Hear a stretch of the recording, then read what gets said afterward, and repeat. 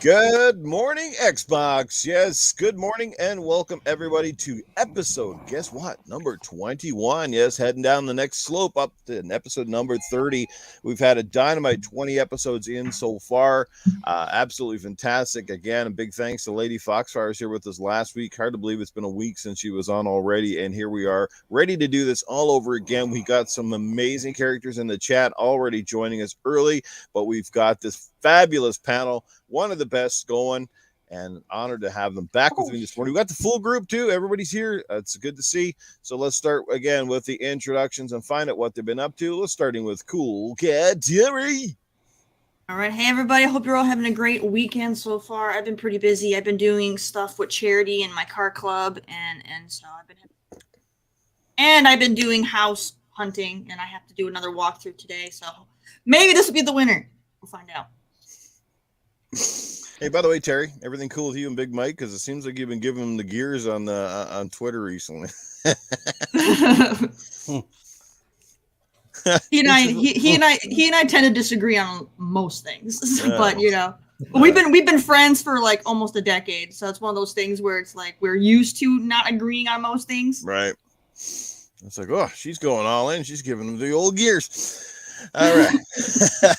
Live from prison cell block 5, bright and early. Here he is, Eternal Shaddai. Good morning, everybody, and welcome again to Xbox. Good morning, Xbox. So I'm ready for the news. This morning, I almost said tonight. I've got used to it now. Yeah, got some legitimately cool topics today. Pardon that pun. All right, and we got Mr. Cerebral Paul live from the basement. What it feels like, but that's going to change real soon here. So, good morning, everybody. Welcome, chat. Glad to have you. Hey, Joe Dunmore made it early again today. That's, I think, 2 weeks in a row because he notices that I miss him when he's gone. Yeah, not like Shaddai misses his cellmates when they're gone, but it's a different thing. But believe me, Joe knows that when he's not there. Yeah. He knows that. All right. Go ahead. Next up, this handsome chap with the awesome green hat, it's Axel 1324. Good morning, everybody. Yeah, I didn't do too much gaming this week, mostly because my mom went out of town and she has a chicken farm. So I have to deep back into my country roots and go tend to her chicken farm every day. This whole last week and for the next 2 weeks. So I might not get a lot of gaming done, but I'm trying. I did play more Psychonauts last night, finally. But other than that, I'm excited for this week's topics. They're really good ones. So my God, everybody, we've got a real life chicken chaser. So that means he was milking chickens. Oh my! If we were on the Tuesday night show, I would have so much to say right now. Finger licking good? No, don't choke them. Yeah. They do. They taste better than store-bought chickens, that's for sure. Mm-hmm. And last but not least, the sharp-dressed man down in the bottom corner. I'm going to let this guy introduce him. Yeah, live from the safe house, baby. It's the one, the only, the man with the smooth ball hair. Scott. What's going on, everybody? Glad to be here. It's a good Sunday morning and talk about games. Yeah, I've been playing a little Artful Escape, and I love that game. If you hadn't had a chance to try it out, please do. And definitely one of our big topics, Back for Blood. Let's go. Mm-hmm. We are going to discuss Back for Blood, and before we get to that, let's catch up with the chat real quick, because Doggy Dog comes in hot and heavy as he normally does on a Sunday morning. $1.99 super chat. Happy Sunday, Newf panel chat. Much love to you all. Well, much love back to you, Doggy Dog. Doggy Dog's been certainly getting in lots of podcasting time recently. Good on him. Good to see the community stepping forward and, like I said, getting some love as well. So great stuff. Let's catch up with the chat. As I mentioned, besides Doggy Dog, we got some usual suspects in the house early this morning, including Casket Repair. Scrolling on down, we've got You're Wicked Hot. We got Matty Burns up in here. We got Biz and Koo. I probably pronounced that wrong, but welcome. Toolman55 is here, ready to lay it down. Crazy Greek Dude is in the house early this morning. What's happening? We got, obviously, Joe Dunmore. We've got, who else is here? What Just Happened has showed up nice and early this morning. What's going on?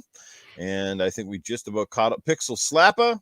We got Brian Guibault and Dark Queen Gaming. So yes, now that we're all caught up with everybody, guys, again, good morning and welcome. Let's dive right into the topic, shall we? The first one's going to be a fluff topic, but it should be fun.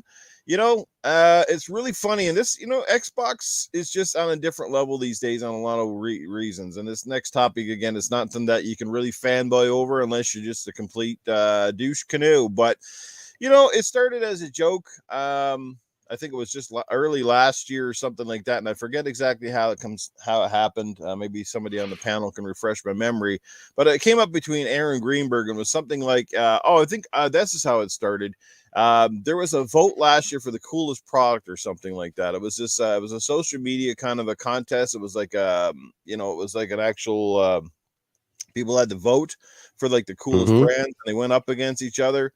And it was like Xbox and brands like Pepsi and M&Ms and a whole different bunch of stuff. And they went up against each other. Long story short, at the end of the day, when the brackets were finished, Xbox came out on top as the coolest brand. I think edging out, was it Skittles? Skittles. Yeah. Skittles. They're going head to head Skittles. Yeah. So they beat out Skittles, and I think it became a joke, something like if Xbox was to win this, they'd have to go forward on this mini fridge, because there was kind of a joke. It was running around ever since the Xbox Series X came out that people would say, oh, that thing looks like a little mini fridge. We heard those jokes. Well, guess what? The joke is now in us because it's real. The Xbox mini fridge existed. If you didn't know about it by now, well, yes, it's out there, and it really looks exactly like an Xbox Series X. The funniest thing is, it's just a little bit bigger. You can actually fit an Xbox Series X inside of it. So I don't know why anyone would want to do that, but you obviously can't play your console with it inside. But anyway, it's real. It's cool. It comes out this year. I think it's November, if I'm correct. And it retails in the United States at a good whopping $99.99, which is actually not bad. And I think it's about $130 Canadian. So how do you guys feel about it? Are you excited? Who want plans to get one? I got my hand up, baby. I'm going to fill that sucker with some beers and cold Pepsis. What are you guys going to put in there? Who's planning to get one? Terry looks like she couldn't care less up there. I don't know. I'm going to try, Honestly, but, I've got other things to vie for. I tweeted about it. I don't know if you guys saw it or not, but I said it was a good novelty item because I've owned mini fridges and they're quite roomy. That one, the Xbox one, is not roomy. You'd be lucky if you could fit maybe soda in that thing. So I'm like, nah, I'll pass. Well, I think that one they made it small on purpose. It seems like one of those fridges you don't really have to get up. It's kind of one you put right on your little side desk and you just pop out a can of drink and keep going. Right. Plus to keep the price down as well. Exactly. They definitely want to sell these the price things. Point, yeah, the price point is exactly where I said it was going to be too. I like it when I'm right. That's good, and I thought it would be more. Terry, how about the price point, the release date, and I guess my last question for you as well is, novelty items. You said you have a few of those. What might have been the coolest novelty item related to a particular brand that you've seen? Certainly, if it was Xbox, anything that's not like a T-shirt or anything like that. Nothing really for Xbox. I mean, this is, like I said, this is a cool thing for Xbox. But the coolest thing I saw was for Anthem. They had this statue that was like this big, all metal, and it lit up and it had sounds, and it was just really, really, really cool. It was like $300 or more or something. And it just, I thought it was amazing. I still want one today. I just can't, dive into something like that right now when I'm trying to buy a house. I thought that was the coolest thing. Because usually when you see statues, they're just plastic. They don't light up. They don't do anything. This one was metal, and it had all the lights and sounds and movable parts, and they went above and beyond. Nice. Well, since Paul jumped in here, we're gonna kind of go up and down, back and forth. So we'll go with Paul. No, that's cool. We'll go with Paul. Then we'll shift up to Shaddai, back down to Scrub, and then we'll finish with Axel. So, Paul, how about you, man? What do you think? I've had I think one. I honestly want one, but whether I can responsibly spend even $100 to get one is maybe a different story. Did you say you won one? Want. Oh, want one. So you won one. Jeez, you got a contest already? Hey, Phil retweeted me the other day, so anything's possible. So no, I'm kidding. No, but I don't. I financially, I don't know if I could. Warrant the expenditure, but I really do want one. I've had, throughout my life, I've had some really cool stuff. I had a really cool Darth Vader statuette at one point. I've had, of course, the old school metal lunchbox for one of the Fallout games with a bobblehead. I wish I still have that somewhere in Sacramento. But so yeah, I like collectibles, but I don't go out of my way now to get them because, as we've talked about before, when you've been moving around as much as I have, you don't tend to hang on to a lot of stuff. You become a very bare bones type of vagabond type of person. So yeah, but I'm excited for it. Now, is it I know the pre-order date's coming up. Did they say it's actually going to release in November? I know the pre-order date's coming up. Yeah, I think it's supposed to release this holiday. Okay. Yep. Yeah, so I think it's late November, sometime December, but it's supposed to be out this year. Yeah, 'cause before the pre-order Christmas. date, yeah, the pre-order date's like in a couple of days. My question is it going to be very frustrating for Xbox fans if fans can get their hands on the damn fridge before the Series X? Well, if the damn fridge needs a chip, then we'll talk. But I don't believe Right. The fridge doesn't need a chip. Yeah, let's hope they're a little easier to manufacture for sure. You can use it as a PC gaming rig. It's already cooled off inside. Mm-hmm. Yeah, It's but cold it's not like Axel's heart. Wow, but it's not big enough to put the hot running console in it. So yeah. So yeah, that's my view. Like I said, I'd get one if I could, and I still might. I might figure out a way. Cool. And let's head up to Shaddai, who's coming to us live from some sort of old 1990s Nokia flip phone. Shaddai, what's happening there, bro? What do you think about the fridge? Is it cool enough for you? I never own a fridge, so it's cool to have one, but I'll give it a try. Did you say you've never owned a fridge? A mini fridge. Oh, A mini fridge. I was gonna say, what the hell, man? Where you living if you got no fridge? Hey, They don't let you. They don't let you have one in the cell. Wow. Hey. So I never own a neat fridge, so I'll give it a try and find one. So sometimes it's actually worth $100 for that because people find a better one than that. It's just Xbox just trying to gain some money somewhere, like it with the soap and the body washes and all that. So yeah, I'm not surprised by that. I'm really not. But hey, just a heads up, a fridge would come in handy in prison. It's a great place to store that cold meat. By the way, Shaddai, man, you're botting really bad. Your connection must be like off the chain here this morning because your video quality and your audio is really bad here right now. Yeah. Just a heads up on that. All right. Well, we got rid of Shaddai. No, you did. You're just trying to fix it. I'm just trying to fix it. There you go. That's much better. Yes. You may have to repeat some of that. I don't think anybody heard like half of what I really didn't understand anything what he said. No. Not a word. It doesn't matter anyway. He's in prison. He lost his rights. I'm kidding, Shaddai. I'm kidding. Well, Shaddai, I think we'd safe to say you think it's pretty cool, but what about perhaps one of your coolest novelty items, game related? Do you have anything that stands out that's like really cool? Nothing. I just, it depends what it is. Right. That's pretty much it. It depends. Okay. But, all right, well, let's get down to Scrub Nerd. Scrub, how do you feel about that awesome mini fridge? It looks like, I bet you already got those drinks lined up to put in there. Oh yeah. I definitely have most of my drinks stay at room temperature. But yeah, I can always throw a can of something in there. Yes, the price point I think is great. Because you want to be able to get people out there, the fans who really wanted to get their hands on it. Question is, with that price point, where's the quality? I don't know, but we'll see. It's something I'm definitely interested in. something that you can give back to the fans who supported you and who are really excited. And they're making poking a little fun at their own selves. I mean, when it came out, everybody says it looked like a fridge. Then they made all those giant fridges to go to all those different influencers, and then to bring it down to anyone, since everybody was asking for a mini fridge.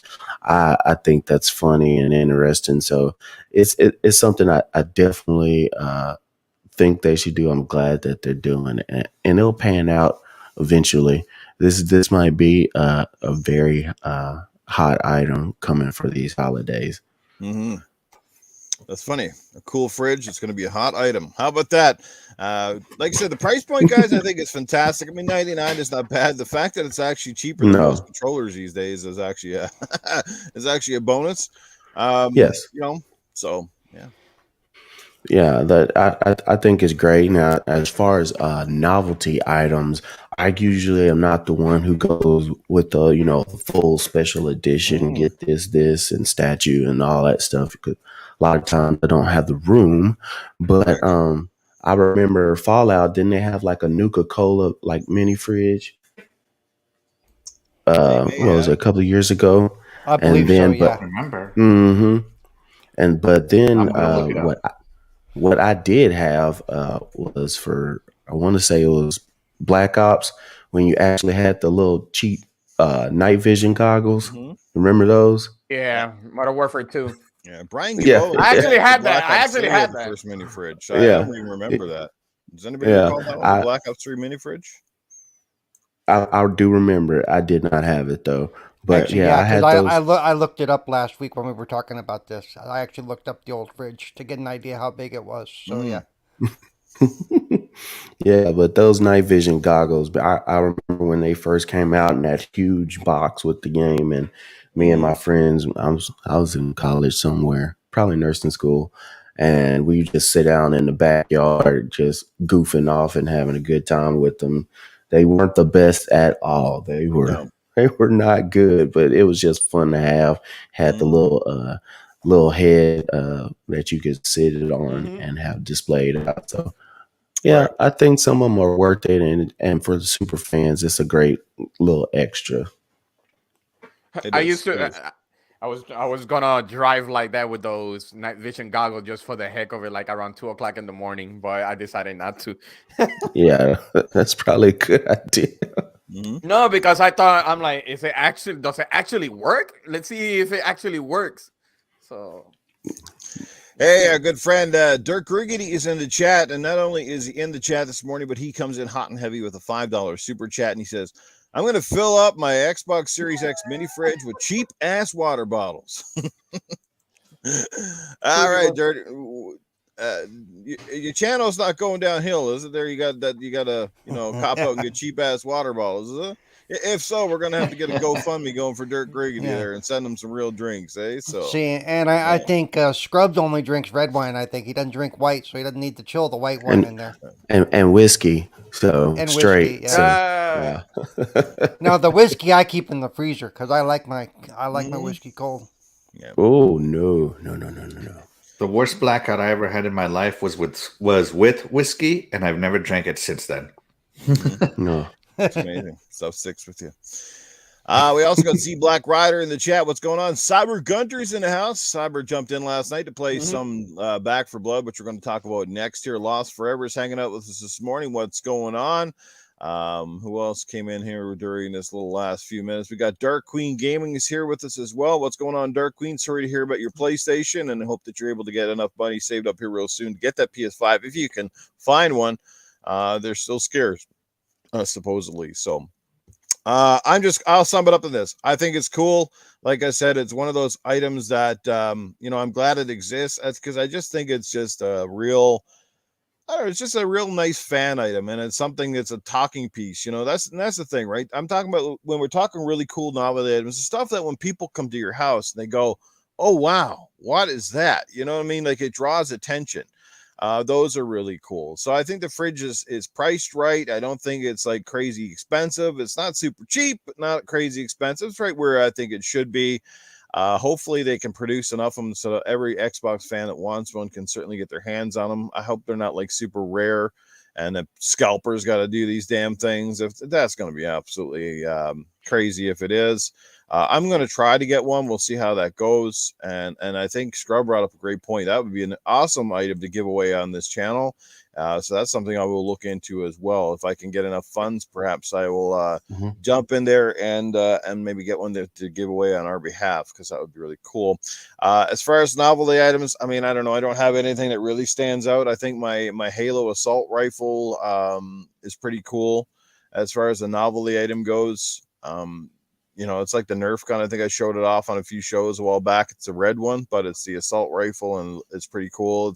It definitely, as soon as people walk in, they look at it and go, "Oh wow, you got like this Halo assault rifle, and it actually shoots the rubber darts," and that sort of stuff. And outside of that, there's been some really cool merch at the stores. I know, like at GameStops now, they got some really cool stuff. There's one that I think is really cool. Have you guys seen it? The Xbox achievement lamp. So it looks like the trophy that you get when you get the Xbox. Yes, and it lights up. That's really cool. That's really cool. I got a feeling. Does it make the noise though? On that shelf. Sorry. Does it make the noise though? No. No, I don't think it does. That would be even cooler if it did. But it does look really cool when it lights up, and yeah, that little trophy. So that's really neat. See, because that was my next one. If that fridge is pretty much Xbox, when you open it, Cortana better be talking if they want to charge me $100. So you know what? Wouldn't that be cool for a collector's item? An actual hologram of Cortana. Oh, they could make those. I don't know how much it would cost. But wouldn't that be cool? A little thing to put on your desk, and it actually has her hologram. That would be freaking nuts.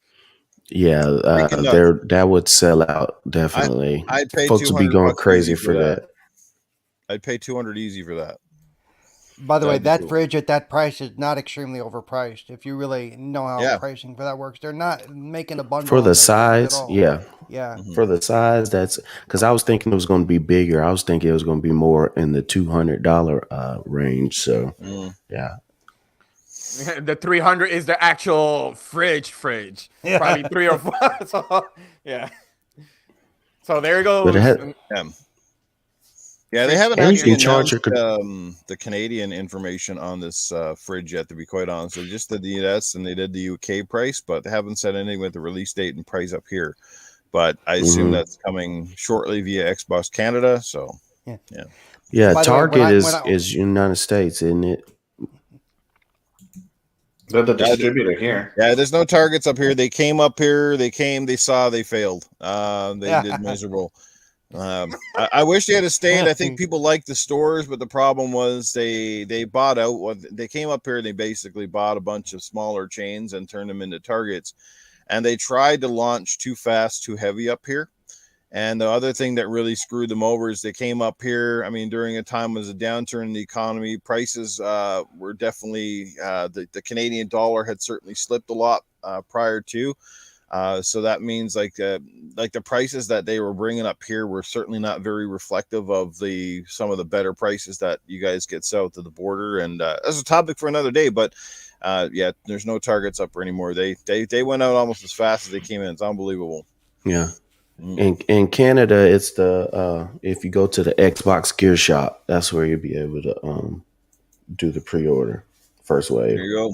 Xbox Gear Shop. I'm going to see if I can score one today. I might stop by my local GameStop and see if they're doing pre-orders.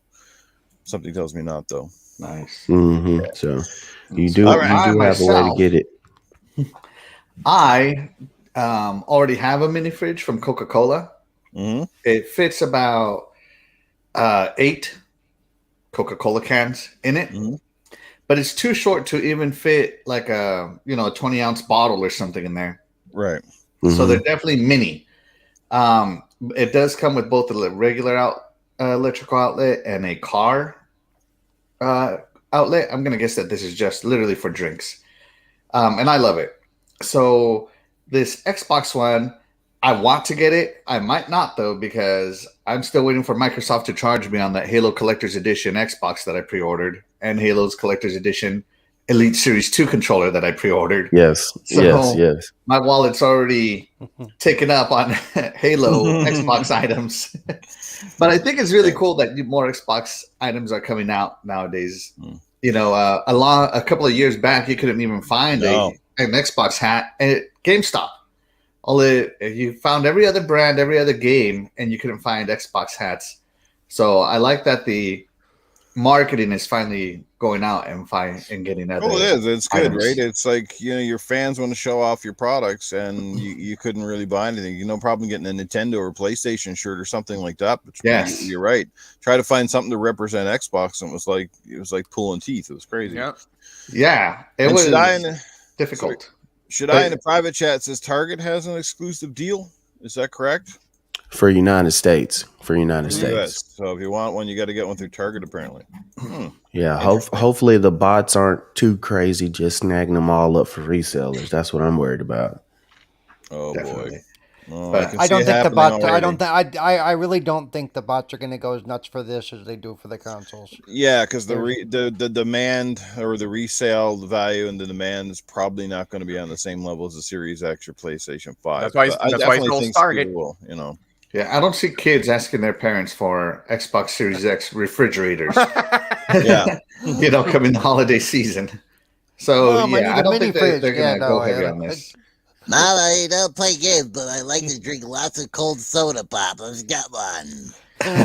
Hey, they might say I want it just to keep the milk cold for Santa Claus. So never know. All right. Yeah, they did. They said they're going to be widely available. So this first batch is the early set, and then they're going to keep producing them. So it's not like a truly limited edition type of thing right now. Yeah, like Doggy says in the chat, and that's the thing, right? I don't think they'll be as hot a commodity with scalpers, because if they end up getting stuck with those, they're going to have a tougher time selling them. They will not have a tough time selling their Xboxes or PlayStations. Even if the prices go down and they're widely available at retailers, you'll still be able to offload them at probably cost. But with the fridge, that could be a tough sell. Yeah, I got 30 of these little fridges here. Who wants one? Start giving away for free. Yeah. $300 for a fridge. You want a mini fridge.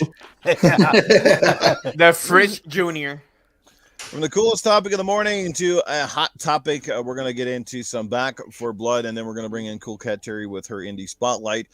Back for Blood, it is out, it is live, it is hot, it is the topic right now on Xbox. It's certainly one of the more popular games outside of Far Cry 6, which it seems everybody's playing right now, which is awesome. Hope everybody's enjoying Far Cry 6. Seems like the consensus is very good so far. But I just wanted to quickly talk about Back for Blood, how it's changed since the beta. A few of us in this particular chat have had a chance to play it together. Myself and Paul, Mag, Titan the other night, we had a chance to go at it a little bit. And of course, I had a chance to play with Shaddai, and didn't have a chance to play with you yet, I don't think, Scrub, did I? No, not you, but in the chat, we had Cyber Gunter, Eternal Shaddai.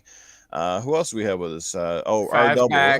Fastback. Well, he was in the chat, but he wasn't playing in our group. We had our double. He couldn't. It was always packed. Yeah, it was always packed. But we had a good time, and then I played with a few guys after that. Who wants to go first? How do you feel about the game overall?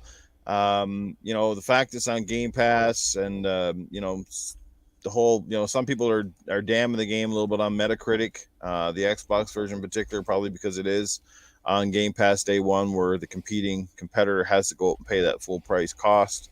Who wants to jump in? Just your thoughts on it. Is it a worthy spiritual successor to Left 4 Dead? Scrub.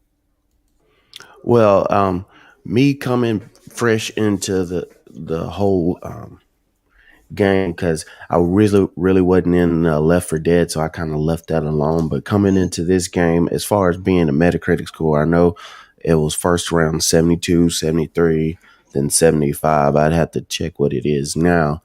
I think the game is definitely 80s.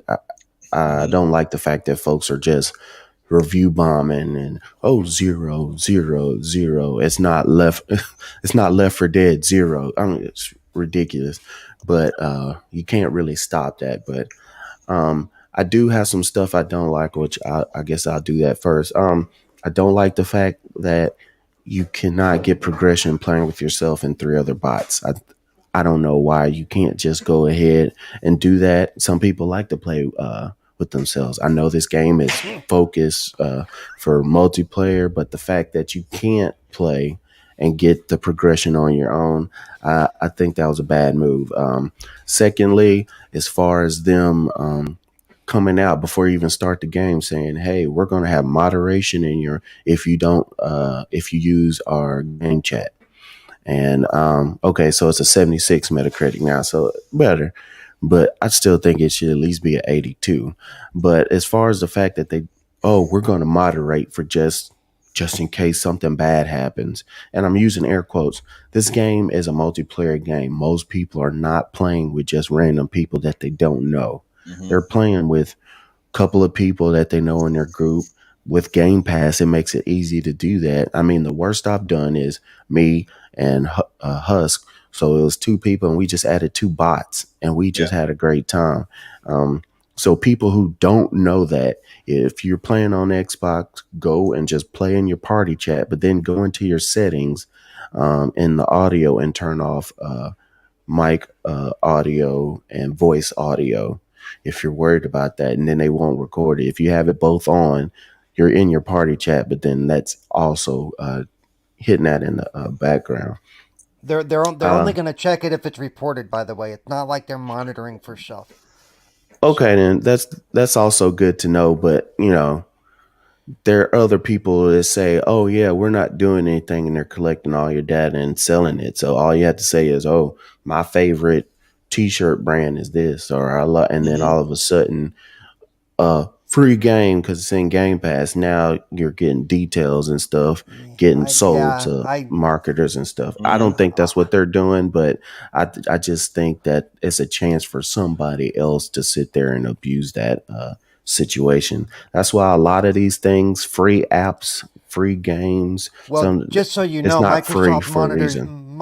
Microsoft records your party chat anyway as well, so it's really nothing new. It happens every time you're in a party.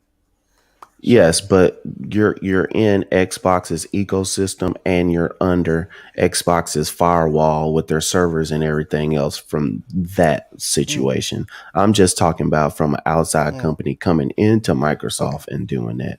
That gives me more of the pause. Trust me, I know cell phones are everything. I mean, I got a camera and online. You're always being watched and being recorded, so I do understand that. Let me see. The last thing I'd probably say as far as what I don't like is the fact that you have stages and you die, you go all the way back. Like we're kind of saying in the Green Room 4, the checkpoint part. Do you necessarily have to have a checkpoint? Yes, it makes it harder, makes you have to work as a team and stay alive. But sometimes I think it's overkill when you're almost to the end and then you got to start all the way back over. But that's just me. Some people might say just you doing it over and over makes you better. But the game is good. The gunplay is very well. I think the reaction from your shooting, the feel you give for taking down the zombies, the explosions, all of that is very good. The visuals, especially if you go in there and play with your settings, with your contrast and HDR and all that, I think they did a very good job on it. Some of the voice acting is whatever, but it's a campy game, so you're going to get campy kind of talking. So overall, like I said, I at least 82, mid 80, 85. That's what I've been saying so far. It's a game to play with your friends, to goof off and have a good time, and that's what it's all about. A game to get you together. I don't have the same feelings like Halo playing with all my friends because it's not good like Halo, but it is fun. So BZH in the chat, he brings up a point too, and maybe you guys can elaborate on this. Like, is the success of Back 4 Blood largely dependent on you and your friends' enjoyment of the game? Because I'm getting that feeling from this game personally, and I kind of felt that way even for Left 4 Dead. Like, it's really meant to be a co-op game, and we get that. But some of these games don't lend themselves very well if you're a solo player. And even if you can find, say, a team, perhaps a random, this game does benefit from crossplay, which is good. But sometimes, playing with these random, especially people that are coming in totally fresh, they don't really know how to play the game. They don't know how it's set up. So you're dying and moving. And that makes it even more frustrating because that game can get pretty hectic. So playing with randoms is almost like it's really tough. It's It's really tough. ridiculous. Yeah. Nobody with microphones. Yeah. Even when you know the people you're with, sometimes you got one guy who's always running off on his own, like Newf, and all of a sudden we got to go rescue his ass. I can't say that because I do the same thing just to try to find some secrets. So do you think that's largely part of it? It's like the community will basically keep this game alive. It's really on the community to keep this game going and alive, because if once it dies and the hype dies, this game kind of DOA, kind of more or less. Yes, once the whole multiplayer crew moves on to the next game, this game will die a little bit. Like I said, the fact that it's on Game Pass will keep folks who want to play the game on there longer. But once this holiday and all these games start hitting out, especially you got a bunch of shooters coming out at the same time, it's going to lose a lot of its fan base. So milk it while you can. It's going to die in 3 weeks when Forza comes out. Watch. Oh, yeah, I'm definitely going to be on Forza. So that's with my brand new Forza controller. Yeah. All right. Who else wants to weigh in on Back for Blood? Impressed, not impressed? Who did not even get a chance to play this game, beta or otherwise? No for you, Axel? Yeah, I did not get a chance to play this game. Okay. I actually have it scheduled to play on Monday, tomorrow, if everything goes really well. But so far, I haven't been able to get online to play with a group of friends. And as you guys said, I want to play with a group of friends. Those chicks are keeping you busy, huh? They are. In Texas, to be considered a chicken farm, you got to have 50 chickens. Yeah. So, yeah, my mom has a huge half-acre of chickens, and it takes time. So it's a chicken farm, not the chicken ranch, which is something totally different. Right? Paul, we have got to get Axel a shirt made now that says "Good Morning Xbox," and then on it is a picture of a chicken to chick magnet. There you go. Definitely get me that shirt. I'll wear it. Why not? Got to get graphic god on that. Make Axel a shirt, chick magnet. That'd be hilarious. But yeah, no, I haven't played it, but I'm hoping to get into it, and I'll share my opinion some other day. That's it. Fair enough. Like I said, if you haven't played, it's kind of hard to really weigh in on it. Who else wants to jump in? Coolcat Terri, obviously you were busy with Far Cry, so you probably didn't have a chance to dive into this one at all. Are you even interested? Because I can't remember if you were. No, I'm not. It's not my thing. I'm not into the Left 4 Dead play style. Like, there's been other games that do the same play style, like Strange Brigade and Earthfall and things like that. And I've never been into that play style of games where you kind of just move forward a little bit, you fight, you move forward a little bit, you fight. It's not my thing. And I also don't like zombies. So usually when a game has nothing but zombies in it, I have zero interest in it. Okay, interesting. Shaddai. Actually, I was itching for Left 4 Dead since we haven't had one for pretty much quite some time. And that was one of the loudest things that fans was asking for Valve to create, and they never did. It's the same thing with It's the same thing with Half-Life. A lot of people is asking, and they made Alyx, and they wanted it something, pretty much original, not away from, from their origin. But I was crazy to actually play this game, and I really love it. And like Scrubner says, the only thing that I hate the most is you have a limited continue. If it reaches 0, you have to start from scratch, and that's a really downfall for me. And I'm really loving it, but I'm not sure if it has been so long, but I'm not sure if Left 4 Dead had some type of story, but on this one, you do have one. And I really do love it. And if you don't play if you don't play together as a teammate and have communications, it's really hard to beat. Even on Recruit, it has some type of difficulty. Yeah. So I'm really liking this game. I really missed it. One of my favorite, but there's some other games that are coming along the horizon that we'll bump that game to the side and it will fizzle out. I don't necessarily think it'll fizzle out. I just think that the majority of their fan base is going to go. There are some people who are hardcore Left 4 Dead fans that will stick with this game. It's just the masses. It is going to drop. Two things that were said in the chat that I did want to bring out. If you do have it, they do have a Game Pass rewards for this, so you can get different skins for some of your weapons. So if you have Game Pass and you have your Game Pass rewards, you can get those. Also, if you did play the beta, it is harder than the beta. The difficulty is jumped up. If you did one of them boards in the beta that you just ran through when you started that mission in the real game, all of a sudden you have people attacking you from behind and you're wondering, where is this going? So but when they say if you die and it kicks you out and you have to start over, you don't have to start over in all the way to the beginning of the game, just in case people were wondering. You just start back in that one mission that you were on. Yeah, the chapter. Yep. Mm-hmm. And the beta, this is definitely a step up. The way they come behind you is what they weren't doing in the beta. Is they're coming out of the ground now in the game, and if you don't look for them when you're first crossing the area, you don't see them till they're popping up. Yeah. Also, the weather effects in the game were not in the beta, and we all noticed that. Yeah. The fog was not in the beta. You know, the oh no, sight definitely thing. was not. But that's actually a card. That's actually one of those cards that you turn on that helps amplify either the challenge or the points, because you can get different things, right? So everybody selects the cards. But But even without the cards, there is some fog, there is some mist. And with the card, it made it much more difficult. But without the card, even there were effects there that we did not experience in the beta at all. Yeah. So, but like I've always said, betas like that are for load testing. You know, just like with Halo, it's all about load testing and balancing. Yeah.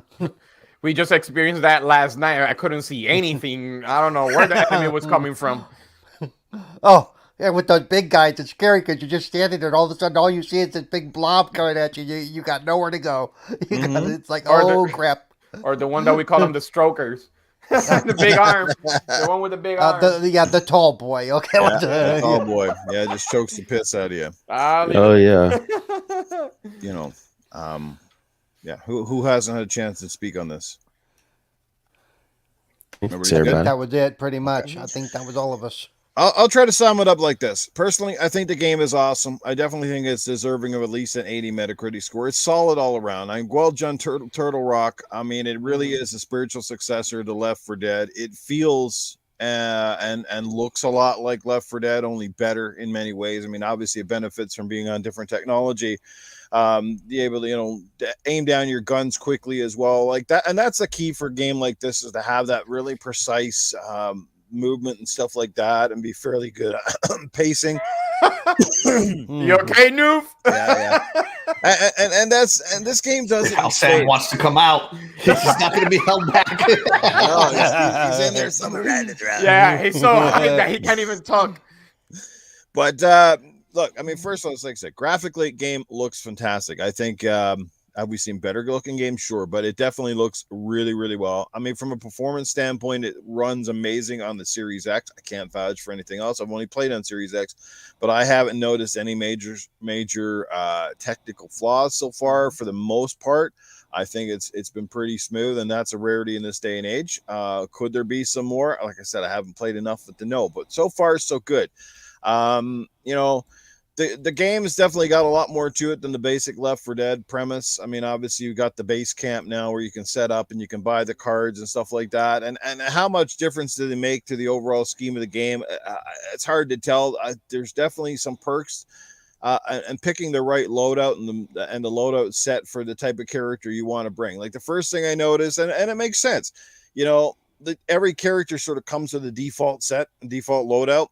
And you'll notice, again, if you got an SMG or a small machine, a light machine gun or whatever, like you're going around, say, with a P90 and you can move fairly quickly. But again, you're limited on ammo. But then you get something like an RPK or whatever, these big light machine guns. And yeah, now you got the ammo and you got a little more firepower, but now you're slowed down. So that's going to be helpful if you have something like a reload perk or a perk on there like, more ammo and perks like a higher stamina, because these things drain stamina quicker. And trust me, stamina is a key in this game because you will do a lot of running. There's times when that's nothing else that you can do. And my tip of advice for anybody playing it is don't linger too long. The game doesn't lend itself well to the lingering. You'll find stuff as you go. Get the toolkits to be able to open the locked doors. There are some benefits, things like extra coin and stuff like that, where you can use to upgrade your characters and all that stuff down the road. So, I mean, it does have that sort of that loot reward system in there to try to keep people engaged and playing long after you've worn out the 4 chapters that the game has. Speaking of, there's 4 chapters, but they are, if you guys will notice, drastically longer than Left 4 Dead. Left 4 Dead also Yes. had 4 chapters, but they were like, I think it was basically like 4 checkpoints within in one chapter, and it was pretty much done. Yep. This game, definitely, like I said, it has a different style pacing. They use pretty much that very similar setup to Left 4 Dead with the unpredictable AI, and I think that is very true with this game as well, because 1 minute you might walk outside the door, outside of a safe house, and there's like, oh, there's 3 or 4 zombies and not a whole lot else. Next time you go back and reload that same checkpoint, there might be one of those big hulking guys waiting right outside the door for you to grab you the first thing, and then you get swarmed by a mob of zombies. So it does play differently. So, and that's good because it keeps you second guessing. It's not like, well, this is the safe area here, we can kind of take it easy. No. And real quick, let me throw in on that. Also, randomly, the toolkits, the doors that you can use the toolkits on, is random. They move Yes. around, or sometimes they're there, sometimes they're not. So right. they've added a lot to make the replayability of this game much more interesting, because it's not it's not always going to be a clean run through. Yeah, I think the beta gave us the sense of almost like this is kind of easy, and now you're playing it and it's like, holy crap, even on the earliest difficulty, we are getting ourselves pounded. It's crazy. Like, there's just so much to shoot at that you just get overwhelmed extremely quick, and that's why you conserve your ammo like as much as you can. Like, maybe use your pistol on a lot more of the smaller enemy types and save your bigger guns for the big guys, and load up on stuff like the pipe bombs and the grenades, and make sure everybody has either defibrillators. People are kind of wondering, how does that work? It only basically, what it does is revives people much quicker. Instead of taking that normal like 10 seconds to revive someone, it's almost instant. It's like, you use a defib, guy gets a shot and he's back in the action, which is great when you do get swarmed, because you want to get the heck out of dodge. But it's a really good game. They did a really good job. Again, it is largely, I think, your enjoyment. You can enjoy it on your own, but it is largely way more fun with a co-op group, especially a group that you know and you can have a few laughs with, and swear at and not take offense to it. Actually, I did have a question. I did have a question for those of you who played, like 2 of you plus 2 bots. Does it allow you to progress and move forward and get achievements if you're using 2 bots Yes. and not have a full Yes. Okay. So it only penalizes us solo guys. Yes, yeah. Me and Hus played. I think the first night was at Tuesday, and we played with us and 2 randoms, and it went horrible.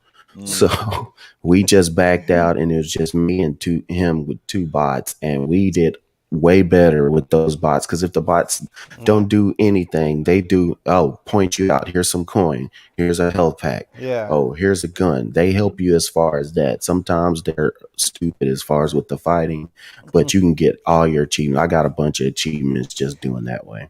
Oh, that's the other thing I want to mention to those who may not be paying attention. The game holds off on giving you the achievements so that it does not distract you from the game. Yes. So you'll be running through stuff and you won't get any achievements until you're finished with that chapter or back in, out of that part of the game. And that's actually very nice. I like that, because when you're being as busy as you are, the last thing you want to be distracted by is ping award. You're like, no, leave that alone. I don't want to see that. I want to see my diamond rewards, though. I love that sound when it pops up. Yeah. I got a couple of them on there. And I'll just wrap it up by saying, like, the game will be successful. I think it is perfectly meant for Game Pass, because, again, it relies a lot on co-op. You want to have a good audience. And, again, crossplay is a smart move here. So no matter what platform, you can come in and find somebody to play with. I think somebody mentioned in the chat, and I think it's true, even your party chat, I think, can come live over the game game chat, I think you have to turn down some kind of mic options. Otherwise, you're getting feedback. So tinker with the options in there as well. Yes. You know, and the difference with the game now is, you know, Left 4 Dead was a real eye opener when it came out because there wasn't a lot of games like it at the time. Plus, we weren't as in a flood of games coming out as much as we are in this generation.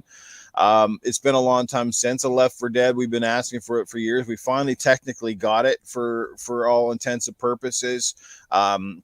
It does a lot of things better, but at the same time, it doesn't quite have. I don't know. There's just something about it that still doesn't feel quite as like the Left 4 Dead franchise. Again, I don't know, but I think overall, it will be a successful game. People will like it if you like that game. You know, that's your style. It's not scary. I mean, it's scary from the standpoint that you get overwhelmed and the enemy types are absolutely nuts in this game, and you'll be like, oh my god. But it's not like, you know, survival horror kind of scary. There's lots of action, lots of stuff to shoot, lots of, like I said, great pacing for the most part, because you're never really kind of just sitting around. The only time you can really take a good breath is when you get to the safe point and you're trying to figure out what weapons you want to get for the next part, those sorts of things. Yeah, but it is a great game. Kudos to them. But like I said, I have a feeling it's going to get lost in the shuffle here real quickly with so many other great games coming out. So enjoy it now while you can, and hopefully you can find a great group of people to play with, and it'll have a loyal following for years to come. It is, like I said, a great game for Game Pass, because I think if you had to go and spend your $70-$80 to buy this game, I think it would really be very limiting for a lot of people. Obviously, if you only own a PlayStation console, you're forced right now to either buy it digitally or on disc. Speaking of, and I'm just going to touch on it real quickly. I don't know what's going on, guys, with Microsoft and your distributors or whoever is in charge of distributing games right now, but I'm not real happy with the fact that, let's just say for myself, I'm a Game Pass subscriber now, right? So, okay, I get it. But what if I hadn't have invested in Game Pass? Well, you know what, guys? Right now, I can count on my hands already. I got at least five games in the last several months that I looked for at my local retailer and cannot find those games. For Xbox, I can find PlayStation copies in the shelf, in the store, no Xbox copies, and that's concerning. So what is happening? Are they stopped distributing a lot of these games because they know they're in Game Pass or going to Game Pass? It's kind of concerning. I don't like that trend. Now, I have a question for you. Though. Did you look to see if they're available online in physical form? Amazon? Sometimes, yes, but I prefer not to go online when possible. I like to buy them in the store. So what I'm saying that's to the that reason. is, that's the reason. What I'm saying to that is, yeah, that's a choice you're making. Physical copies are out there. They're just not as widely distributed because there's not as widely a big a call. Why should they do all this physical stuff if the demand for physical copies is down, you know? But then they wonder why Xbox copies don't sell. Well, when the average person walks into a store and he can't find an Xbox copy of a game, as a multi-console owner, guess what I often end up buying? But how do you decide which stores are going to get them, which stores aren't? See, that's what they're going. That's why they're well, probably they should be at GameStop though, since they're having a little partnership. Insurgency Sandstorm couldn't find it in GameStop on Xbox, but yeah, it's there on PlayStation. Walmart, same thing. Insurgency is there in the cabinet for PlayStation, but not even there for Xbox. Not even like an empty sold out tag. Like, what is going on, guys? I don't know. It's concerning for me. Maybe I'm the last fossil in the world that feels that way, but. I don't have that problem here where I live. I live in a huge metroplex. Within 6 miles, I'll hit 4 or 5 GameStops, 3 Walmarts. Like somebody's bound to have it. And I always look on the apps online to see if they have it in stock, and I'll go directly to that store. So I don't run into that issue. You have Amazon distribution center right there too. They're building it right now. Actually, it's almost done. Yeah, me too. You'll actually be able to get it right the same day from them sometimes too. There's one getting built in my city too. Yeah, yeah. It's crazy how many they're gonna hire, like 14,000 employees. I'm like, is there even 14,000 people looking for a job here? I think yeah, it is an issue, Newf, but I'm not saying it doesn't affect a lot of people, but the number of people it affects is a lot smaller than it used to be. I get that. I totally get it. Mm-hmm. But I'm just saying, like, I don't want to feel like that option is being forced out. And I'm also wondering about the relationship between retailers, distributors, and Xbox itself, because they went with Game Pass and they're largely focused on a subscription model. Like, are people within their channels a little bit mad because now they're not moving units, they're not seeing in-store demand because you can go online. So that, I mean, we also know with stores, it's not just about what you sell. Like, say for example, somebody's going into your store to buy an Xbox product, but they stay 15 minutes and they buy 5 or 6 other things at the store as well. They spent it probably just because they walked in to get a game, and then they walk out with, say, batteries, they walk out with a bag of chips and pop. You see what I'm saying? So it's getting people in your store. And if there's nothing in the store to get people in there, eventually somebody's gonna be like, man, I don't really like what Xbox is doing here. They're kind of giving us a shaft. Well, and with GameStop, that surprises me because they made that deal with GameStop just 2 years ago. That they signed that deal with But again, it's not like it's totally being removed from you. Like I said, most of those can probably be gotten from Amazon or other online retailers that they're basically they're narrowing their focus for physical availability. Yeah. But still, most people can get that physically, even if you can't go pick it up yourself or have it the same day. Most of the times you can have it the next day or within 2 days. And we're also seeing first party, like Microsoft Flight Simulator, not an easy game to find on disc in a store. The fact that Psychonauts came out, I mean, a fairly large release in my personal opinion, the game that had physical release back in the day, and now it does not get a physical release, period. No special collector's box edition, no nothing. And it's like, this is a premier game from them, despite the fact maybe it's not treated like one, but look at the reviews and the praise it's been getting. And yet it feels like it's the dirty stepchild of the Xbox family. It's like, Double Fine and Psychonauts, you guys can get the trash can, Well, like, we don't know who made that decision, though. We don't know who. It could have been. It could have been Double Fine who made that decision. It's money. It's wise to build a physical copy, to have it on the shelf and take up space when more games, more and more, have been bought digitally, or a lot of times what these kids and family members are doing is they're sitting and buying cards. Then you're taking these cards and then purchasing the game digitally too. A lot of these stores and stuff have been doing this lately because they know if they can't get you to get a physical copy, you can get a card. I've seen, like in Best Buy, they will take a whole gaming section out to put, headsets and earbuds and phone cases. And instead of having games, you're having gift cards. So even them knowing that they can sell more and stuff if they take that space away. So there are ways to get it. Like I said, Amazon's on there, going to the Xbox store itself. Yeah.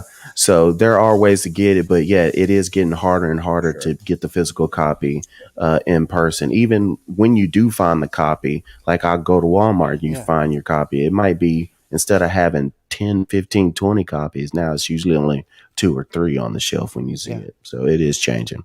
I was going to say, I might sound crass, but the market is changing, and that's just, it's just the way of the world. I have a friend who works at a get with the times or sink in the ocean. I get it. I didn't mean to take this kind of topic off rails. We got to get Terri in here. I don't want to drag on too long. I guess my last thought is, while we're sort of on this topic, guys, is anybody shocked right now that Halo is literally just several months out and they haven't announced any special edition of this game? I'm flabbergasted. What is going on here? Because normally we'd be pre-ordering that shit by now, and I haven't seen outside of the console and the controller. We haven't seen nothing. Nada. What's going on? And in my Halo Infinite statue. It's ridiculous. This game's got to have a collector's edition. I mean, it's Halo Infinite. Yes, but I think even if there's no enough. Yeah, even if there's no statue, just to have the physical copy with some extra bonus stuff. I don't know why they haven't announced that yet. Well, the last collector's edition, Halo 5, didn't come with a physical copy. It came with a digital copy, which made me mad. Yeah. And then I had to buy the physical copy separate, which, again, made me mad. But yeah, I do expect, I like having the stuff to display. Like the Halo 3 helmet came out. The Halo 5 Master Chief and Locke side-by-side came out. Yeah. Statue came out. I don't think Halo 4 had a big collector's edition. It just had that Legendary edition which came with a steel book and stuff, and the intel book for the lore between Halo 3 and 4. So that was cool. So yeah, I don't know. Maybe they're gonna put it with the Xbox console. Maybe that's the collector's edition. I don't know. Yeah, it's interesting. I mean, I expect a steel book or something at the last part. Yeah. But we'll see what's going on here. Yeah, interesting. I'm be upset if that's the only way you can get is if you bought the console. I'll be upset about that. If they do anything, I bet you it's going to come out sometime in November or even before Black Friday, and basically right before the launch. Right before the launch, Yes, so we can trample people at Walmart. That's Catch right. up with the chat. Catch up with the chat real quick. Draven Arrows in the chat. Our good friend Dragons TV, aka Lemon, is here. What's going on, Lemon? Good to see you this morning. Gone Mad is here in the chat as well, and he's coming in hot and heavy with another super chat. He drops $5 and says, "Ever since the NES, I have always gave my physical copy to friends or family. When I was done, sharing the experience has been digital only since the Xbox One X." So there you go. I mean, I get it. And Terry says, "I only buy digital when physical." I get it. I think it's probably 70% now. People just go straight to digital. I don't have an issue with people buying the digital. I do what makes you happy. I guess my argument is and will continue to be, people say options are good, but I'm starting to run out of options. This is the thing. I get it. Things change, but it's almost like I've got no choice. It's like they're pinching me, putting me into a corner, and I don't like that feeling of basically being told how I want to collect or buy, and it's becoming that way. It's literally like I'm being forced. It's like they're making it tough where I just can't walk in and get stuff. And I still buy CDs. I know that sounds weird. I prefer to buy CDs. I like the books that come with them and the lyric sets and all this stuff. And yes, there's still online places to go and buy online. But honestly, I prefer to shop local, prefer to go into an actual store to touch it, smell it, taste it, whatever it needs to be, physically pick it up, bring it home. I hate this always online and you don't know if it's going to show up or gets delayed. All this bullshit that goes to ordering shit online. Gets lost in the mail, all these things that drive me absolutely bonkers. And the fact, I'm supposed to get it on release day. And then release day comes and it's like 4 or 5 days later. Sorry. Yeah, you don't get anything back for them being late, did they? When my Series X, my Series X was freaking late from Best Buy, I was, man, you guys don't even want to see how pissed I was. I was fucking so mad. And then when it finally showed up, it was stuck in my mailbox, because the box was too big and the fucking idiot stuck it in there and basically kind of jammed a little bit so the door wouldn't open. So then the lock, I had a bitch of a time getting the key to get the lock open, and didn't realize it was a simple solution, but I was legitimately about 10 seconds away from committing a felony because I was ready to go in and get my baseball bat and literally beat the shit right out of the mailbox. Just hearing you tell this story is making me want to go postal. Seriously. Plus, I had to go to work, and I'm trying to get the freaking mailbox open. So, like, my time was limited. I'm like, this couldn't happen at a better time. And then finally, I went back and just kind of calmed myself down and said, how am I going to do this? And if I call them post office person to come back and open the box, they're going to be like, take all freaking day. They probably won't. They'll probably just say, nah, just wait till the next day. So I go over and basically I ended up pushing the door inwards a little bit and then turning the lock, and somehow it let go. And then I got it out. I was like, okay. Anyway, we're way off topic, but we'll have that discussion another day. Let's bring in Coolcat Terri with our Indie Spotlight. Terry, whenever you're ready, just fire it up. Sorry to keep you waiting. Let's get going. Wait, let me get this out of the way, okay, real quick. Okay, Boomer. Okay, that's good. You are the old man of this crowd. Oh man, that's hilarious.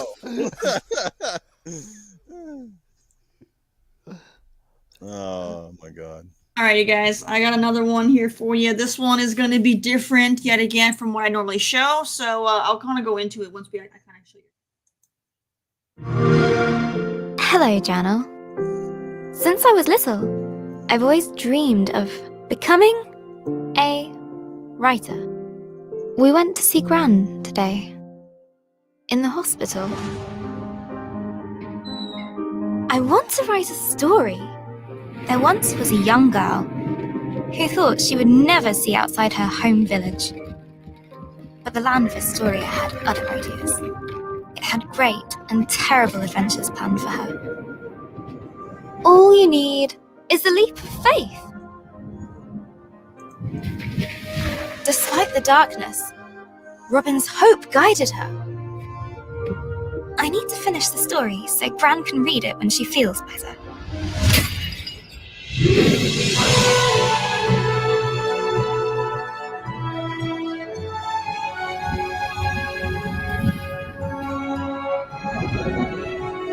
We can't hold on to things forever. Let them live in your memories.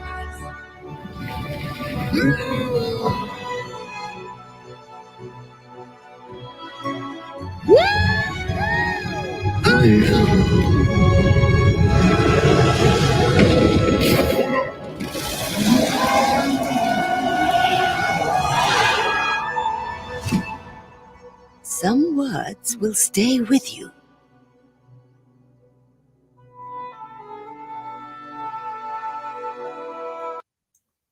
Okay, Nice. so Lost Words Beyond the Page it's a puzzle platform, but when I say puzzle, don't freak out. It's not like hard puzzle like classic God of War puzzle. It's nothing like that. It's literally the puzzle parts are literally you just being on the journal pages and just having to move some words so you can walk the character across the page.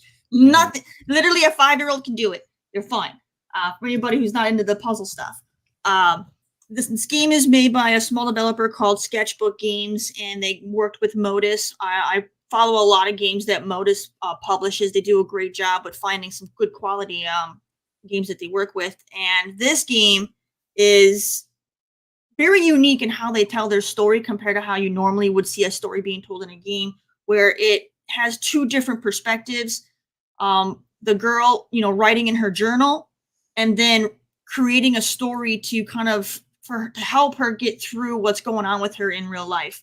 It's a very emotional game. It's basically this little girl is trying to process and go through the 7 stages of grief. And so it's a very emotional story. So it's just, definitely check it out. And it's a $15 retail. It's on everything: PC, Switch, Xbox, PlayStation, Stadia. It's also on Game Pass. That's how I went ahead and checked it out. It's on Game Pass.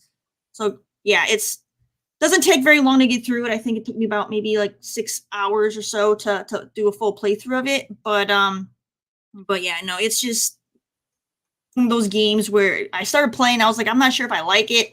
Then I kept going, and it started getting more and more emotional. And I started to understand why they were doing the game the way they were doing the game. So it's I definitely do recommend it. It's won a lot of awards within the indie scene because of the way that they did the storytelling. So it's a great game. Definitely recommend it. So it's still a platformer essentially, but it's but again, the puzzles are sort of like, again, putting the words together in order kind of a deal. Yeah, you put the words together, and then when you leave the journal part and you actually reenact what she wrote about, you'll open up like a book. You pick different words out, and then you use those words as like your ability to change the environment. Nice. maybe you'll That sounds cool. The word break. So maybe you have a pillar in your way. So she learned the word break. So you take that and you can break the pillar down. She can keep progressing.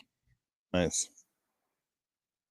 There you go, guys. Another fantastic indie spotlight. And I do believe, if I'm correct, isn't this game available in Game Pass, or did I see that wrong? Yep. It is in Game Pass. Definitely in Game Pass. Nice. I'm going to play it now. There you go. It's in Game Pass. I was actually looking at it at one point. It's like, maybe I want to download this one. Can you use Fus Roda on it? No. Oh, crap. All right. Good stuff, guys. Tony Gross, almost as good as the Undertaker's WrestleMania streak. 21 episodes in, he never makes it on time, he said. What's going on, Tony Grosso? Our good brother HTK is in the house. What's going on, HTK? Good to see you. Back from the dead is here as well. Dreadpool is up bright and early this morning and hanging out with us in the chat. What's going on, Dread? Good to see you here, brother. Caper Grant's been hanging out with us as well. Got to play with some Back for Blood with Caper last night. Good guy to play some games with. Draven Arrows here, the Jenna. What's going on, the Jenna? Good to see you here as well. So, all right, let's move it right along. Scrub, if you are ready, I guess it's a great time to bring in what's happening on Game Pass. Speaking of, Yeah, I can do that real quick. Let's give me to pull it up. We're gonna Take your share time, some man. screens. The longer we sit here, the longer we got to stare at Shaddai. All right, so first, well, I'm gonna go first. We're gonna go to the Xbox little app. All right. So recently just added Destiny was that Dying Light just got added. So if you're a Destiny 2 fan and you never got to this part, or you're a Destiny player and you want to jump back in, this is a good day to jump back in. So you're able to get Destiny 2 and some of the add-ons for that to get back in the plan, which is a great game. And Destiny is one of those, if you stray away from it for a while, you get behind real quick. So check that out if you're a Destiny fan. Back for Blood, which we just finished talking about, is back on and ready to go. So if you hadn't tried the beta, if you hadn't bought the game, if you've heard people playing and you want to play, just jump on there. There's no reason to not if you have it in Game Pass. We've already talked about Avengers and Visage and everything. So you can come on and check that out. Coming soon, which is one of my big ones, even though it's toward the beginning of next month, is Forza Horizon 5. That's going to be the big one. Age of Empires. If you're one of those Age of Empire fans, that is coming to Game Pass on the 28th. So you got a little bit over the week. Yeah. But if that's only for PC though, right? Strategery can only be done properly on PC. Yeah, it's one of those things with Xbox when they do come to console, it takes a little while for them to figure out the buttons, and some of them they just can't get it figured out. So always check out the Xbox app if you want to see what's coming out next. I guarantee you there are games that you forgot that were in there, or there are games that you wanted to play and never got your hands on it. So now we're going to go to Game Pass counter. As far as leaving soon, we went over this last week, so I don't think there's one that anybody goes, oh yeah, I forgot about that, but it's on the screen. Let's collapse that and coming soon. The Good Life Into the Pit is on Tuesday. So if that was a game that was on your radar, and like I said, also Age of Empires, and for all you fishermen and women, we got Bassmaster Fishing 2022. So also, which I didn't realize that I saw a couple of weeks ago, Stardew Valley is coming eventually. We just don't know when. So the good thing about Game Pass Counter, if you want to check out a game, everything is in alphabetical order. So if you're just trying to find, the name, all you got to do is just scroll down and get to where that is. Last week it was 490 total games. This week, look at that, 493. And when they take off games, they're always putting on more. So it's more than just 100 plus games. It's more than just 100 plus games on console. You got your more than 100 on PC, more than 100 cloud games. Look at your back compats, almost 100. So there's games everywhere. Here's your ID at Xbox, your Bethesda games, your game previews. Oh, yeah, your game previews, 360 games, one. And then your touch games, if you're on your cloud, is over 100. So crossplay, smart delivery. I mean, if you can't figure out what's what, optimized for excellent, you're just not looking. So that's all I got. Keep playing games and having fun, guys. There you go. That was another great snapshot and a quick look at what's happening. And that, again, I'll put the link in the chat for those who hadn't get a Game Pass counter.com, guys. There it is. It's in the chat. I'll bring it up on the screen so you guys can take a quick look there. So write it down. It's a great way to keep in touch with what's happening out there right now. Some great games coming down the pipeline. Super excited about Forza 5. Kind of almost sucks in a way because people out there got early copies and have been playing it. Must be nice to be an influencer to the point where you can get a copy like a month in advance and be like sharing pictures. I'm jelly, man. I'm not gonna lie. Jealous. I'm jelly. Super jealous. I'm ridiculously jealous about that. Yeah, I'm not gonna lie. I love that game. I can't wait. Cole Eastwood. Yeah, I know, right? But Rand Michael, Range, he yeah. said he only Yeah, had like Rand. 90 minutes. Yeah, the guys are rubbing it in our faces like, hey, here's some awesome game footage. Here's some pictures. And you're just like, come on, man. We're all over here dying for this game, and you guys are like playing it a month early. Like, what the hell? You know, you're only about 500 people watching your show away from getting one yourself. That's what it takes, apparently. I won't get no crap from Xbox, man.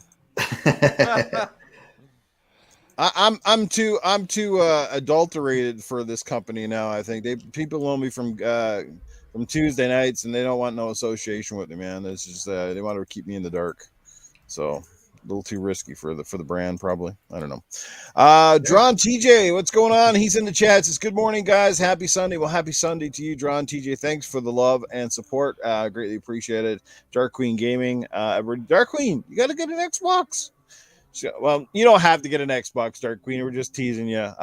Play where you want to play. Nobody hates anything here, but yeah, that's impressive because this is Good Morning Xbox, where 95% of the time we talk Xbox or just game-related topics, and she's a PlayStation owner, and she comes out to our show almost each and every week, so that's awesome. That's great. Because we're cool. Well, at least some of us are. You are, Paul, for sure. Yeah. All right. Yeah, good to have everybody here. My You mom all mean says the I'm world cool. to us. Yes. That's right. That's right.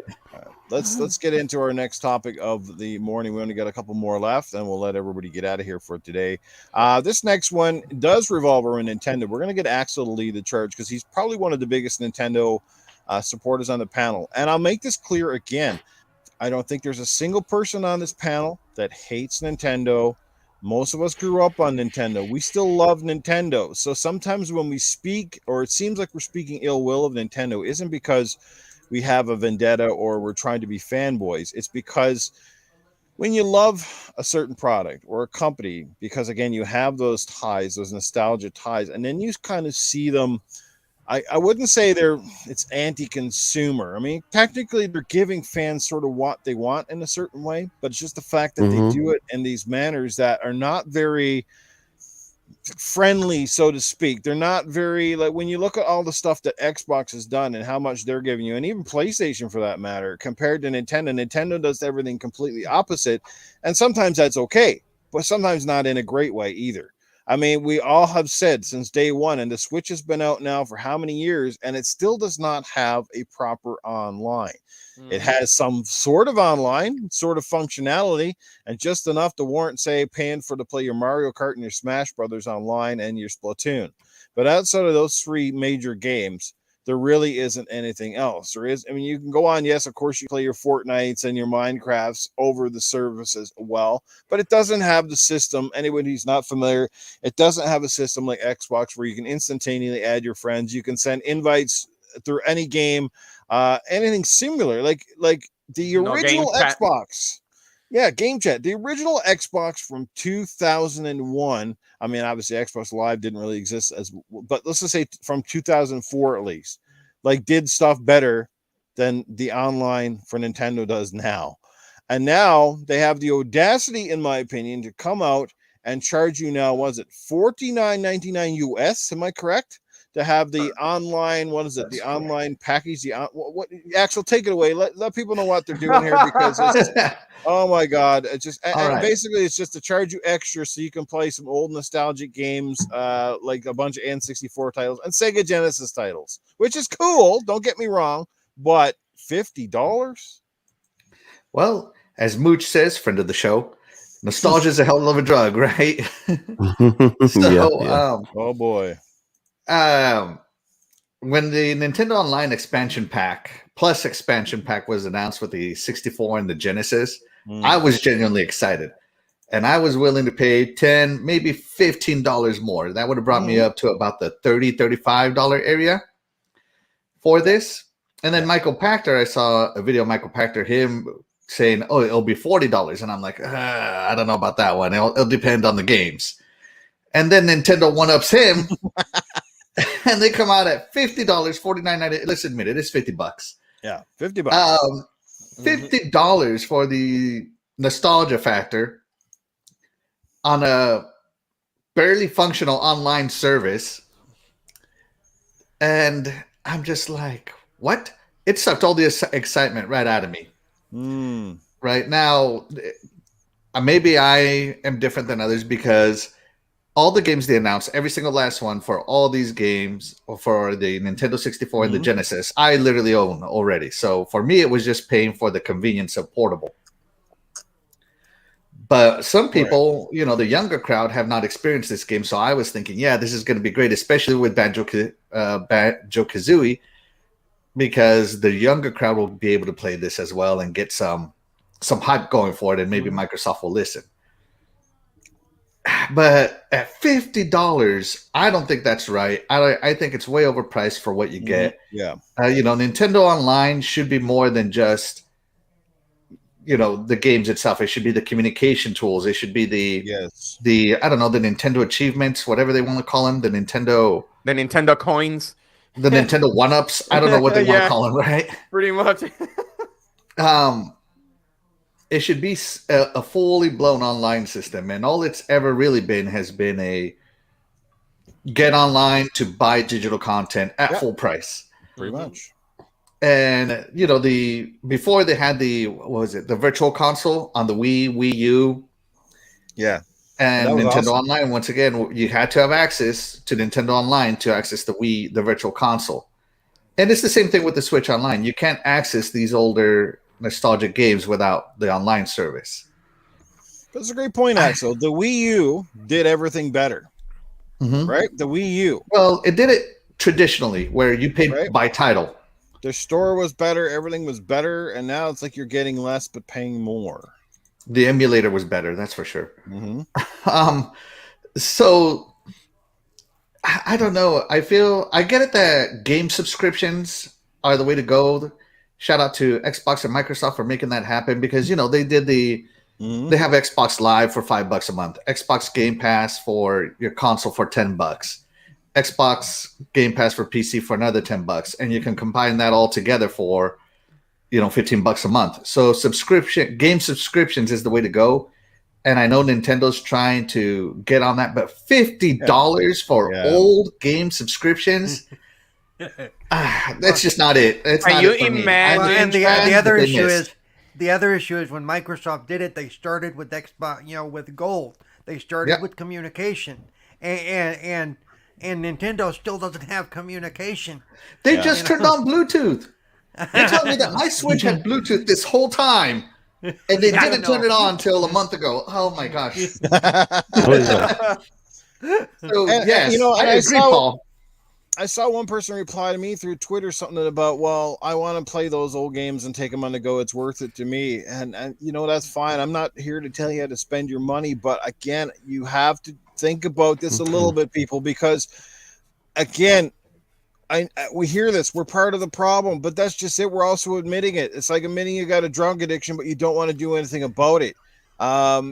It's not a good thing, because overall what you do is you keep sending the wrong message to the industry. You keep basically saying that we're saps and we'll take whatever we are going to get, whatever you're going to shovel at us, we're going to take it, we're going to pay for it. And guess what? The trend will continue. As a matter of fact, it's probably only going to get worse. We saw how Activision started the whole overpriced DLC crap way back on the 360 era. And guess what happened there? It just kept getting worse and worse, and they kept giving you less and charging you more. Of course, now Activision is one of the few rare companies that kind of backtracking, because literally they watch everybody else come out with their free-to-play models and start to kick their butt. So they're like, oh, we better give them these maps, and we better give them this and this and something else to do Warzone.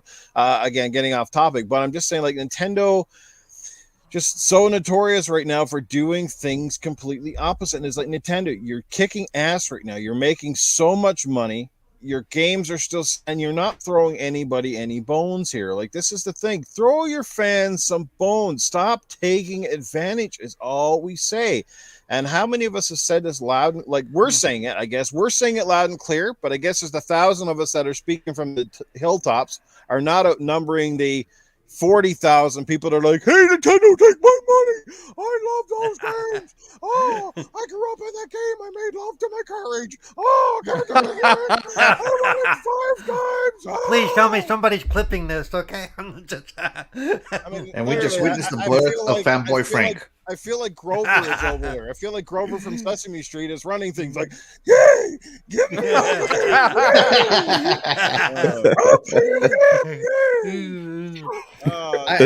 Well, you know the boardroom over there must be. What's the least we can do to get the most amount of money out of our That's fan every base? boardroom. The many Yeah. impressions Well, no, of Newf. No, That's but these guys are really. But these guys are really sticking to it. You That know? is exactly what it is. It is Yeah. what for the boardroom.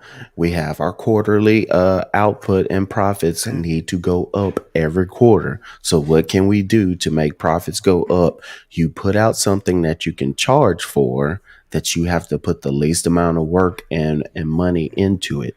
So these when I look at it in these games, most people have these games already either in their house or they can get it running better emulated. And then also the games that you're getting, they're not like the remastered version. Half of these games have been remastered by Nintendo already, and you have a better version somewhere else. You're getting the original version of these games, which we know, like you're saying, nostalgia is a drug, but nostalgia is also a wake up. When you turn around and play some of these games, you go, "That's horrible." Yeah. Yeah, So- been there. The same problem is still there. Yeah. So if you got, why would you bring back the worst version of the game when you have it remastered and spend and charge the money? And I know it's not a month. I know it's a yearly subscription, but what you're offering, I've seen people with little handheld whatever versions of these games that run better, that look better, and all it is we can maximize profits. Let's pull and dust this thing off. No, And sell it to I can't every- believe you just did that. Yeah. And, well, that's for all my ASMR people. Okay. And let's blow the dust off this thing. We haven't done anything, and then charge a price for it. And hey, there are going to be people who are going to buy it and say it's great, but I'm not a fan of it. It's been getting worse and worse with Nintendo lately. So it is what it is. Teach their own. Yeah, I don't know. They have a really nice game in there. They put Musha in there, and if anybody hasn't played Musha on the Genesis, it's one of the best soundtracks you can get on the Genesis. It's a good game. It's a shoot 'em up, and it's one of those games. What I mean by one of those games, it's in the $500 plus category to get an original copy of it. Yeah. Mhm. So that in itself might make it worth it to some people, but I don't know. Overall, I guess it depends on what other games they throw in there. But Nintendo really needs to bring their online game up. They need to put in friends list, parties, get some social aspect going to it.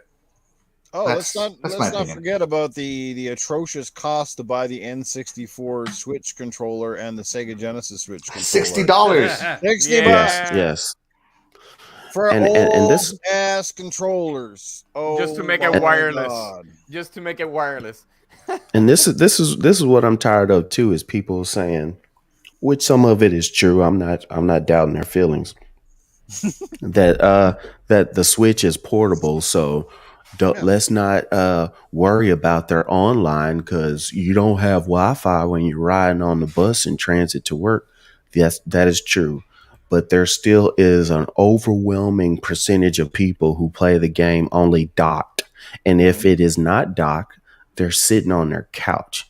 Most people are not playing this thing portable, riding around in a car. Most people. If you're one of the people who do, I'm not talking about you, but I'm talking about to the greater masses of the people. Most people play with this thing docked to a TV. Yep. They have all the data showing that is what happens. So if you're either docked or you're in the living room while your significant other is watching something else on TV, why can't you have the internet and the online thing better? You will only And sell more. Yep. And You're not some gonna metropolitan lose- areas like like Houston and I think Dallas have almost citywide Wi-Fi, depending on where you're at. Where Yes, you just named 2 cities out of the whole America. No, but those are the 2 I've been in that have that kind of service. Right. But there are other They're- large they're- metropolitan cities that have that. This is true. And yeah, Japan is probably way better at that too, but I'm just saying for the masses. I know. I'm saying. I'm just saying, but it's an option they need to look at. When you're saying Yes. Well, If you have the ability in those in those cities that you named and other ones that are there, if you have citywide Wi-Fi, why won't you make your online stuff better? Right. But guess what? If they make their online stuff better, guess what they'll have to do? They'll have to spend R&D and they'll have to spend extra money to build up that infrastructure, and that's what they're not going to do. It's going to hurt their bottom line. I think Nintendo is shifting as a whole. A while back when Game Pass first came out and it was starting to get some traction, they did an interview with one of the Nintendo higher ups, and he said that Nintendo has always been a flexible company, and they have always adjusted well to the times to stay relevant, and they will continue to do so in the future. So game subscription services is really the next realm of entertainment, right? And Nintendo is doing it with their Nintendo online service. They're advertising it well. I do think it will be successful because even though $50 is a lot of money, when you think about it, for a whole year, it's really not that much. No. And what they're counting on too is, okay, you're going to throw in $50, but how much are you going to use the services? A lot of those people, they're going to throw in that $50 and they're not going to use it after the initial hot period. Or every once in a while they think, oh, I want to play that game. Okay, I have it. But it's not going to be a continuous thing. So the resources aren't going to be there, but Nintendo still has your money. It's the good news here, though, at least that it's only optional. Like, they're not switching the whole online thing to $50, right? They're still giving you the expansion pack price. That at least is the option. Like, so I'll give them credit for that. At least they didn't just axe the other one and say, well, you got to buy the $50 option and that's it, because I would have been furious. It's like, no, just give me the regular option, because it's nice that at least if you wanted to jump on a game of Mario Kart from time to time, $20 is not a ton of money, but it's still, like you said, you're getting the bare minimum with the $20 program, and you're barely getting a bit more with the 50. Again, they're playing on the nostalgia heartstrings here, just like they did with the NES Classic and the Super Nintendo Classic, which, again, even look at that. Sega did the Genesis Classic and put in 40-something games. Nintendo only had 20-something in the Super Nintendo one. Like, it's crazy. So many games left out. Why? Because they can't. That's the difference. Yeah, for a lot of us older Sega fans, right? We've been wanting a Saturn Mini or a Dreamcast Mini or something like that, right? And if Nintendo ends up getting in the expansion pack a Saturn emulator that works, I'm not gonna lie, I'll probably get it. We'll probably get it. They'll probably be like, oh, and you can get the Saturn for $60, and I'll be like, where's my wallet? You are the problem. You are the problem. Nostalgia's a hell of a drug. Mooch is right. But that's just it, right? And if it's not nostalgia that's selling it, it's uninformed fans that don't know the difference. I mean, I get it. Old games have a place in our gaming thing, in our catalog, because I mean, every generation, every new kid that's born is playing these games for the first time too. You have to remember that, and I get that. But again, it's not. I don't know. I guess at the end of the day, I'm always appalled that they're just not trying to do more, and they could do so much more and get with the times, but they know, it's like I said, they've hit the lightning in a bottle, and I think I almost feel like there's a bunch of these guys in a boardroom, and they're literally laughing with stacks of money, and when our fans are literally either that gullible or that stupid. It's one of the two, and let's keep it rolling, baby. Right? Well, I think a big reason why they can also do that is because their first party is excellent. It's more rare for Nintendo to have a miss than it is for them to have a hit. In other words, if you're getting a Nintendo game, there's a very good chance it's going to be a hit. So I think Nintendo, and by the same token, PlayStation, when they do these nostalgia things, you're getting nothing but great games. True. That is true. So, which parent doesn't want to share the great games of the past with their kids or with their nieces and nephews, in my case, And this is a cheap way to do it than it is to go buy an old console or, dust off your old one and go buy a lot of these games if you don't already have them. This is a much cheaper way to show the way gaming was before. Correct me if I'm wrong. Let's say I buy a Switch right now. The Nintendo and the Super Nintendo at this very moment, it costs $20. Am I correct? $20 a year. Yep. Okay. And the expansion pack is pretty much $50. So we're talking about $70 if you want to combine both. No. It's $50 for both. Oh, for both. Okay. Mm-hmm. That's what I was just confused when I first saw that. I'm like, wait a minute, if they're separate or together.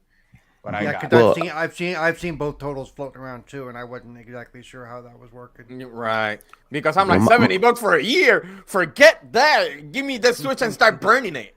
And I'm like, no. Before you burn that Switch, give it to me. No. Yeah. To me, my only problem is you're charging that money and you're not giving us the best version of that game. Yep. That's what I'm not a fan of.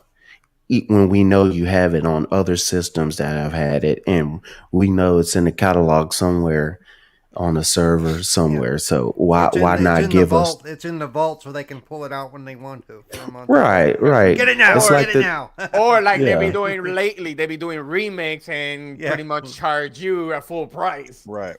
So. Yeah. I just want the Nintendo Switch 3D. 3D OLED. Well, like even again, there's a the 8K, like everybody be saying. Right, they come up with the OLED, and I have no issue with them making a better system or an upgrade. We see this all the time, and that's just fact of the business we've gotten used to. But then, like the older one, they don't even drop the price on the older one. It's like they leave it at the same price. Of course, the OLED is more, so it makes the older one look cheaper because it is, right? But they didn't give the fans their breaks. Like even as well as that system's selling it, well, okay, we're going to drop the price down, $40-$50, which they certainly can because they're making tons of profit on the Switch. Have been continuing to do that. You know what I'm saying? So like even there, like they just. Like this generation more so than any other Nintendo generation, like they don't throw any bones at anybody. Remember I said on a previous episode that they used to have those the Nintendo classic games. So like after the game would go gold or whatever, and it'd be sell so many copies, they'd have the the greatest hits collections, and they drop it down. They haven't done that with a single game. But the fact that we're still paying $80 for Breath of the Wild up here in Canada anyway is absolutely atrocious. And when they do have a sale, it's usually $10 or $15 off at maximum. You're just like, what the hell? Like on every other generation, Nintendo, you treat your fans better. It's like this generation, they just got so lucky and just so fortunate the Switch keeps kicking ass. They're just like, yeah, we're just going to charge whatever the damn well we want. Now, but the pandemic made it even worse. Agreed. Nobody questions it now. It's like you just want a console so bad. It's like, yeah, we'll pay whatever. I don't know, man. Like we're kind of way off topic, but. Any further thoughts on this, guys? Anybody here signing up and buying it? Anybody getting it? One last thing. Are they being threatened knowing that Steam Deck is around the corner too as a portable? And nope. No. You don't think so? Steam Deck, as much as the hardcore two different people, it's going to fizzle out, in my opinion. It's serving two different gamer bases too, so I don't think it'll hurt it at all. Yeah. I mean, Steam Deck is more for PC gamers wanting to play on the go, whereas the Nintendo Switch is for the Nintendo gamers and the console gamers playing on the go, as they have since the 80s. Yeah, but they will see how you call it. I'm gonna call it like the treatment compared to it could be a PC and the other one is more for a gamer, but the treatment is different because for people who have Steam, you could get that like, well, this is cheaper. This is cheaper than when you get, let's say, an older game, like we call it, for $20 or $30 or whatever the case may be. I'm talking about in digital form. Steam Deck is a premium product. The base model starts at $550 without a dock. Right. Whereas Nintendo, the OLED comes at what? $350, $400 with the dock. $400 Yeah. with the dock. Mm-hmm. I got to address this Mr. M guy in the chat because it's kind of funny because you guys got to understand too, they're paying Sega a lot of money to have that on their service. So they want to be able to make that money back to break off to Sega and themselves. And I'm laughing to myself because you make it sound like Nintendo needs Sega for this to be successful. And I'm like, dude, Sega needs Nintendo. Because that's the only reason right now in the last 20 years or ever since basically Dreamcast went out of business, that's half the reason Sega's even stayed relevant is because of Nintendo bringing them on board with their Sonic games and their license. Dude, it ain't the other way around, pal. Nintendo ain't paying Sega a shit ton of money for their old ass games. It ain't happening. They are paying them something, but Sega is probably happy to be there. They're probably like, Nintendo, we do it for free, man. Take these games and get them on there. I'm sorry for the past. I'm sorry for the past. Mr. M, I'll say it this way. The NES Mini and the Super Nintendo Mini sold out almost instantly. Yes. The Sega Genesis Mini sold out months after it came out. Months, yeah. So you're looking at two different... Nintendo has stayed relevant, as Newf said, because they're in the console space, whereas Sega is slowly but surely fizzling out in the new generation, and the only people keeping them relevant are the dinosaurs like us who grew up with them. If it wasn't for Sonic the Hedgehog, honestly, being an international brand, would Sega even have a name? The kids wouldn't even know what the hell that is. And probably now they know Sonic, but they don't know what Sega is. Oh, that comes out on Sonic from the movie. Yeah, that's right. This is what I'm saying. We like know the kids Sega. know Master Chief. It's the guy from Fortnite. Yeah. No, they know nothing about the NES versus Master System and Genesis versus Super Nintendo. Most of these kids don't even know what the hell those things are. They're like, what? What's a Genesis? That was the band with Phil Collins, right? That was the band with Phil Collins, right? Yeah. Yeah. Yeah. Oh no, I totally get it. Sega brand does add value. I mean, people will buy it because of the Sega thing too. Don't worry, there's going to be a large number of subscriptions that come out of this because of Sega, and also the potential of getting more Genesis games, more potentially Saturn games, or or potentially even Dreamcast games down the road. I don't think Nintendo's just going to put those titles on and go, we're done. No, if they're going to continue to want people to subscribe, they're going to keep having to add games. That's a fact. But I still don't think it's worth $50. Just like Game Pass does. Just like you have to keep adding value, or else it's going to die off. They keep curating games every month. Exactly. I just don't think it's worth $50. Like I think that's where we're going. Maybe in the future, like I said, if they add the Sega Saturn with some of those very, very expensive games to find, that's even at $60 for a Saturn guy like me, a collector, it's worth it, because that $60 a year is way less than I'll pay for one title every 2 years on the Saturn. Yeah, absolutely. Agree with you wholeheartedly. So until they have more right now, it's a no-go for the majority of us here. But any further thoughts? And let's move it right along. I smell. No, I'm good. So we'll buy it. No. So my Nintendo Switch online subscription is I have a family plan with one of my friends. And so if he decides to get the $70 or $80 plan for all of us, I'll pay my share and get it. But if that's up to him. Exactly. All right. Well, there you go, guys. Like I said, normally a topic we don't discuss, but I just thought it was interesting. It makes for a good discussion because, again, the thing is, some of these decisions, while they're associated with one company or another, they often sometimes spell doom the rest of the ways, because we all see how the industry will follow a trend, and they'll use one company as basically a testing ground to see how much they can get away with. So if this one company can get away doing this, we're going to try getting away with doing this. And don't think they won't try it, because we see this all the time, the copycat formula.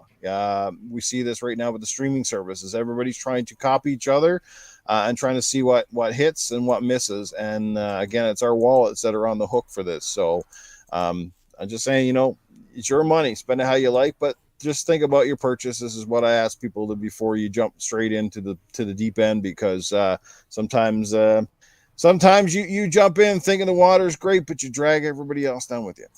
All right. Let's move right along. We got, I think, pretty much one more topic, I do believe, before we wrap up the show. We are getting a bit late here, guys. But I guess lastly, we're going to talk about DC Fandome. our reactions to a couple of games they showed off yesterday, including the Suicide Squad and Gotham Knights, which are coming out in 2022, supposedly. Obviously, Suicide Squad being made by Rocksteady, who made the Batman Arkham series. Not sure who's doing Gotham Knights. I have to go back and look. Yeah, I'm not sure. Yeah. Yeah, I forget who's doing the Gotham Knights one. I don't think it's Rocksteady, though. Yeah, I'll look it up. No, but I will say I saw that Rocksteady emblem pop up on that, and I got chills. Yeah. I was like, oh yeah, Okay, we haven't heard back, baby. We haven't heard from Terri in a while, so let's get her WB thoughts games on DC only. Fandome. The thoughts on those two games. Yeah, Gotham Knights is being made in house by Warner Brothers. Yep. Yeah. They're Mhm. Montreal. They're Montreal studio. The Origins developer. Okay.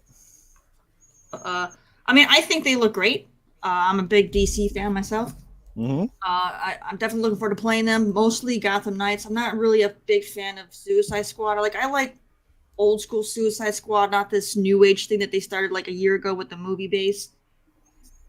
I didn't really get into it. Come on, the game Terri. might still be the game might still be enjoyable to play, but yeah, no, I don't know. Like I don't like the characters from like the movie, which they're basing it off of more.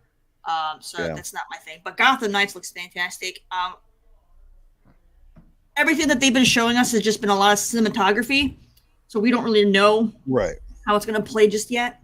So they're getting us hyped on all the cutscene stuff, which is great. Mm-hmm. So hopefully soon we'll start seeing more of the gameplay trailers coming out, so we can get more of our questions answered about whether or not this is going to be a game that is going to appeal to everyone. But I'm all for it. I'm definitely going to play Gotham Knights because it's definitely something I want to do. Suicide Squad, I'm on the fence, but we'll see. But I'm excited. They look great. Who's your favorite character from either one of those games? Who are you looking forward to playing as? I'm guessing with Gotham Knights you'll have a choice to play as any of those characters. At least I would assume. Yeah, well, Gotham Knights is definitely looks like a game that they're gonna put the gameplay focus on co-op play versus running in their solo. Mm-hmm. So I know playing with everybody that I'm gonna be playing with, I'm probably gonna be Batgirl because the dudes are gonna want the strong dudes, So it's whatever. But I mean, I'm not a huge fan of any of those characters in that game. They're all cool characters in their own right. It's just when I follow Batman, like I don't give a crap really about Nightwing or Robin or any of them anyway. Right. Or Red Hood or anything like that. Like they're cool, iconic characters, but they're not on top of my list. Mm-hmm. So who's your top then? We've been down this road, Batwoman, and they don't do Batwoman justice. They always f her character up and everything. So it's so. You mean Batgirl? Batgirl? No, Batwoman. Batwoman. Mm-hmm. Yeah, it's Batwoman. Yep. Jesus, am I missing something here? I don't know. She's been around for a very long time, and they've been bringing her back slowly with like TV and stuff, but they're doing a horrible. Okay, but in this game, it's Batgirl, isn't it? In here, Batgirl. Yeah. Batgirl. Yeah. Purple suit, yellow emblem. Okay. Batwoman is ex-military, and she uses guns and stuff like that. She's not, she doesn't follow. She's not part of the Bat family. She just uses the Bat moniker. Gotcha. So what's next? Bat Kid? No, Right. I thought there was the same. I He had literally one of thought it those. was the same. He had one of those. Mm-hmm. I thought it was actually the same. That was the problem. That's something new. How about you, Shaddai? What'd you think of the games? Which one of those gets you excited more than the other one? Actually, no, it was cool to watch, but it never put me into a hype to actually get it because I'm more into like the Batman Asylum and all that. It's just that, but it's cool too. It's cool. I will try it. But it's just that I'm so used to those type of single player superhero games. This is the first time I've seen it as a multiplayer. Mm-hmm.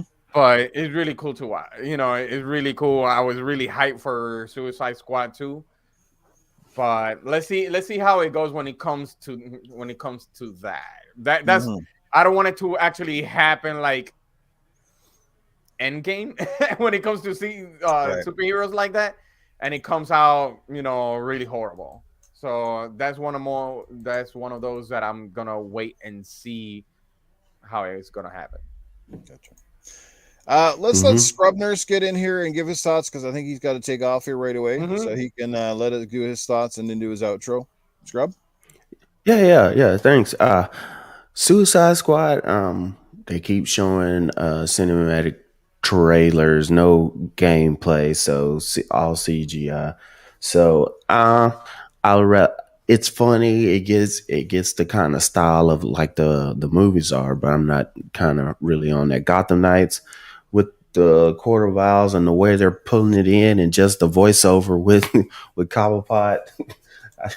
I was really like, wow, this is drawing me in. I hadn't seen gameplay, but just as far as building the story and what's going on, just this trailer, it has me hyped. If I was gonna say, okay, what character would you like to play as? It'd probably be Jason Todd, Red Hood. So I've been a fan of him as far as the anti-hero, and all this time before trying to figure out who is the Red Hood, and then you find out. So that would be the character that would more interest me to play. It looks good.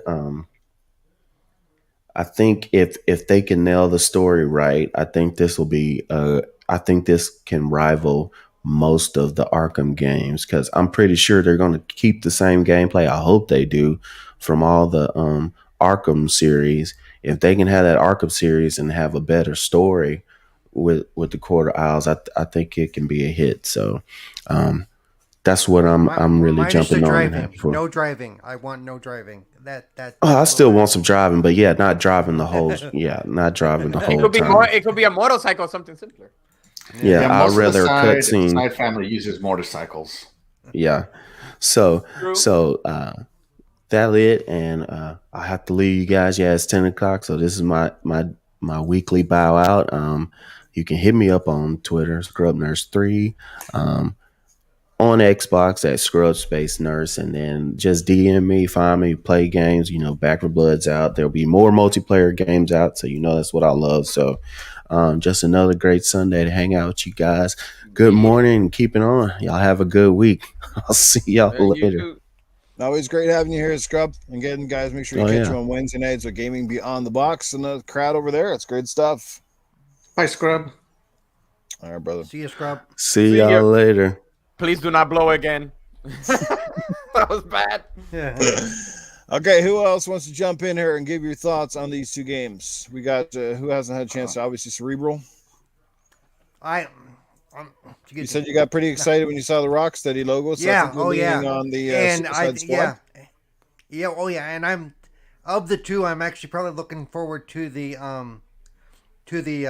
Gotham Knights one, because it is Rocksteady, because it looks like the story with the Court of Owls, if they've done it right, can be a really good story if you know anything of that history. Mm-hmm. Because they're deeply tied into the history of Gotham, so there's a lot of ways they could play that. So yeah, and the little bits we saw made it look really interesting. The other one I'm interested in, they didn't really flesh out the story a lot, like why Waller is sending the Suicide Squad after the Justice League. Right. And personally, I'd like it in the game if we could beat the crap out of Waller just once, because she is a mean woman, So yeah, I want to see more on that. I want to see, is it going to be story driven? Are you actually going to be going through a story, or is it just going to be quick little cutscene, fight, quick little cut? And even that can be done right, because remember, Injustice 2 did that very well. Yeah. Injustice 2 told a great story, but it was basically a fighting game with not a whole lot of, development. So yeah, I'm looking forward to both, but probably the Gotham Knights more so. Very nice. Very nice. Yep. Who didn't have a chance to speak on this? Axel, go ahead. Yeah. Okay. So first we'll go to the one I'm less excited about, which is the Suicide Squad one. Like you said, we've only seen CGI story trailers, reveal trailers, and now a story trailer. So maybe next time we'll get a gameplay trailer.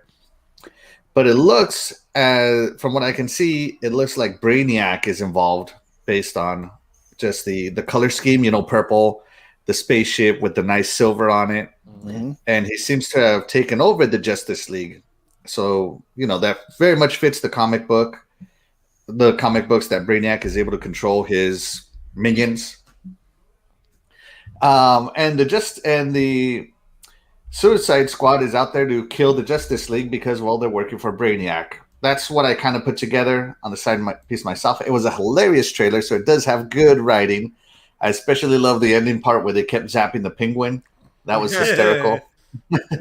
And the shark finally says to blow his head off. I'm actually curious if she does, because that would be hilarious. But the one I'm more excited about is actually Gotham Knights. So in the Arkham series, I've played as Nightwing. I've played as Robin. I have not played as Batgirl or as Jason Todd, the Red Hood. So those are going to be my two main characters that I will play as.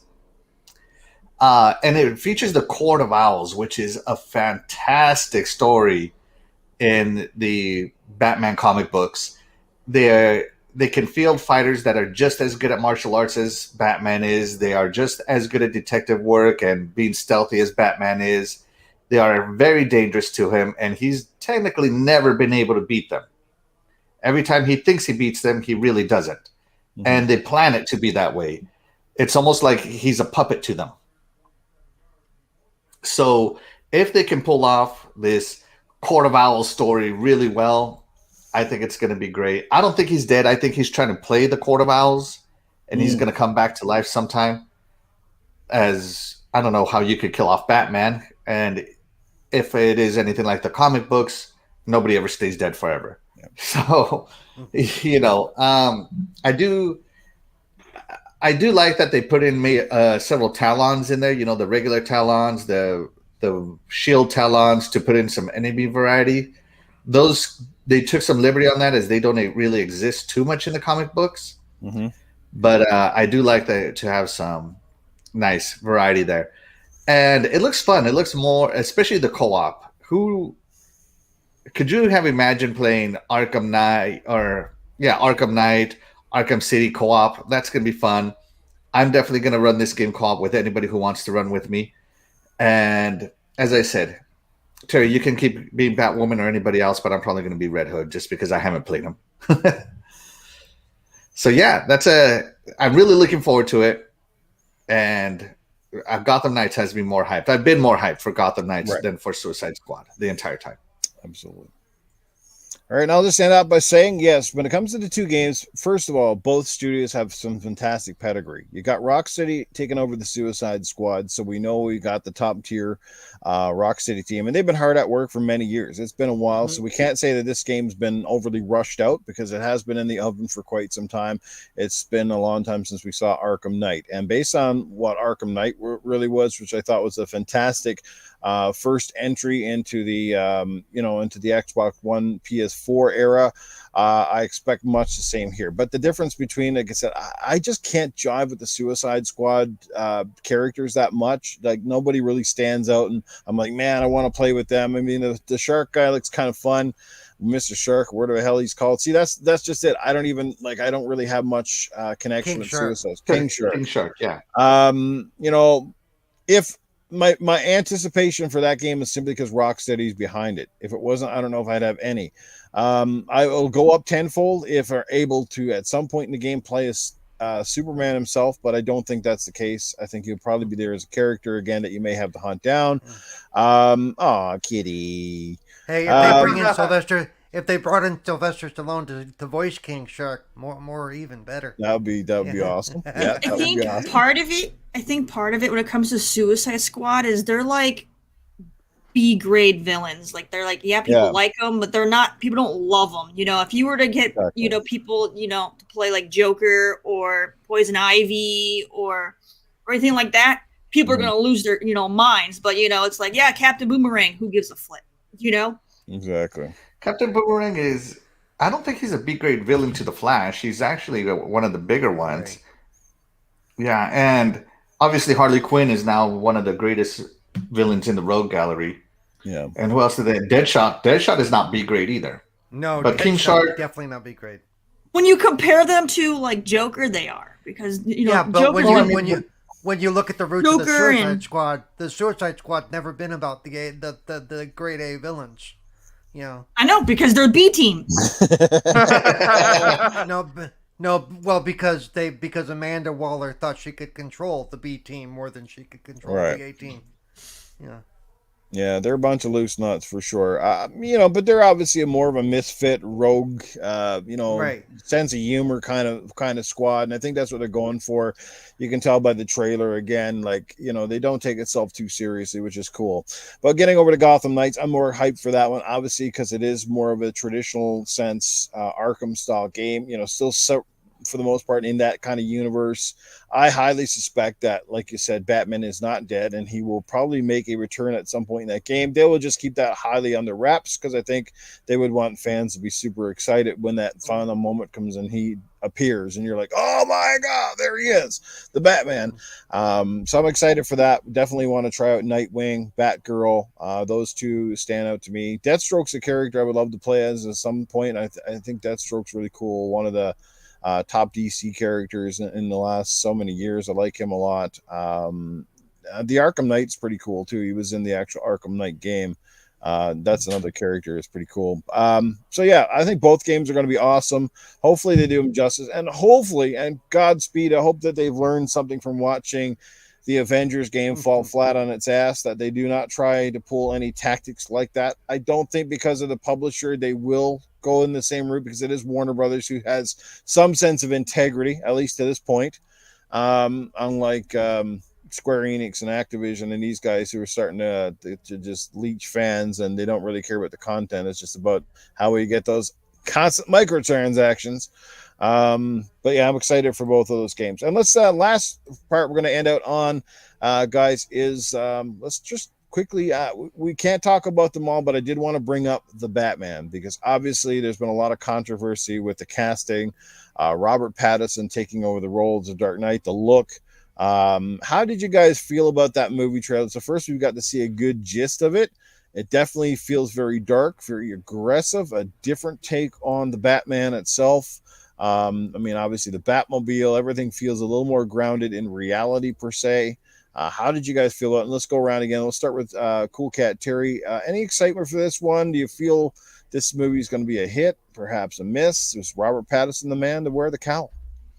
I thought it looked pretty intriguing. I want to see how it actually is. One of the big issues that the movie is having right now is there's a lot of prejudgment just because it's Patterson playing Batman, and everyone's like, "Oh, it's Twilight Man," So he has to, and that's the thing with actors, is they get known for certain roles, and then fans can't let go of that role, and if they're really good at their craft, they can play, anything. So give him a chance to show you whether or not he can be another character, and just kind of like when they did Heath Ledger. Everyone's like, oh, Heath Ledger, he's not going to be a good Joker, and then now a lot of people will say that that there's a lot of people that love him, so I mean, it's that whole thing where people want to just judge right away off of things. Let them do their thing first. I think it looks interesting. I want to see it. I actually, I'm a little bit more interested in this version than I was with Ben Affleck's version. So that's at least a good thing. But so yeah, I know I want to give it a chance. I just, like I said, I just hate it when people start judging things before just like with the what was it, Last of Us, like the movie for Last of Us, everyone's prejudging that because they don't like the casting, and it's like they might do a great job, you don't even know, so like stop judging, just wait till we get the thing, and then if it's awful, then you have something to base it on. I want to see what they do with it, and who knows, Patterson might really surprise us, and if we do, and if he does, watch all the people come out going on about, oh yeah, he's the best Batman of the generation. And every single one of them were probably ones that said that Patterson didn't have any reason to be cast in the first place. So yeah, I want to see what they do with it. It looks good. Yeah, they also got Jeffrey Wright playing Commissioner Gordon. So that's an interesting casting call there. Jeffrey Wright's a great actor in his own sense, but obviously going from a traditional white version of Commissioner Gordon to now a black version of Commissioner Gordon. That's interesting. But I mean, it really is irrelevant at the end of the day. It's all about, can they bring something new to the role? Can they, their acting chops? We definitely know that Jeffrey Wright, he's been in a lot of good movies, including 007, No Time to Die, which I watched yesterday, guys, and it's fucking phenomenal. Go check it out. Anyway, let's bring in Shaddai. When I saw the trailer of the Batman, I didn't know what to think of because it's different. I don't know too much of the comics because I never read them. I'm more into the movies or the Adam West like that. I was raised like that, so I got used to those. And it's funny that we're talking about this because I was talking about this on last night on a podcast in Spanish, and one of my friends said something that actually intrigues me, that it was like this could actually be an introduction of actually Pattinson meeting Joaquin Phoenix with the Joker for later in that type of form, because now it is darker. And at the same time, when we were talking about that, I'm like, is a good thing going on that route, being dark, especially now that what is that show, Titans, is darker too, and a lot of people like it. So the way I saw it and the way I analyzed it was, it's good for WB going that route, how it's supposed to be in the comics after being slaughtered by Marvel. And that's something that WB needs to keep on doing for their characters. And if Batman is a success like that, I'm all in for it. And especially finally away from the Joker, we get to see one of my favorite villains, which is the Riddler. We never get the chance to see Riddler. We never got the chance to see Penguin for some reason. They're there, yeah. I know as Joker is the top there super villain for Batman, but there's other villains there that could be introduced and make it better, especially like Mr. Freeze. So at least they're taking a different route when it comes to villain against Batman. Now we see a more aggressive Batman, and not just I'm not wearing hockey pants. Be more serious. Be a little bit more serious how it's supposed to be in the comics. Right. But I'm actually hyped for it. I just wanted to see what else they're gonna bring to the table for us audience about that. Now they took a different route. I'm looking forward to it. Nice. Well said. Cerebral Paul. Okay. Patterson get you excited there, Paul? Yeah, where do I start? Other than the Twilight. Actually, I I literally, when you mentioned this topic, I literally just watched the trailer because I hadn't seen it yet. That's what I was doing the last 2 minutes. Yeah. The trailer looks really good. Let me correct a couple of things. They brought in the Penguin. They brought in Mr. Fruit. The problem is, it wasn't the characters themselves. It was, in the case of Mr. Freeze, it was the director. That was a Schumacher piece of shit. Oh, sorry. Well said. It is exactly what you said. Brutal. Gotham, the show Gotham, I think, handled the Riddler very well. It handled the Penguin very well. Mm-hmm. Hopefully they drew from more of that than they did from, because Batman to me always should be a dark character. He shouldn't be out cruising in the sunshine. Hey everybody, it's Batman. There's the Batmobile. It's about being in the shadows. It should be a dark movie. That's why one of the reasons I've never been a big fan of the 60s show, because, Adam West was trouncing all over the buildings in broad daylight.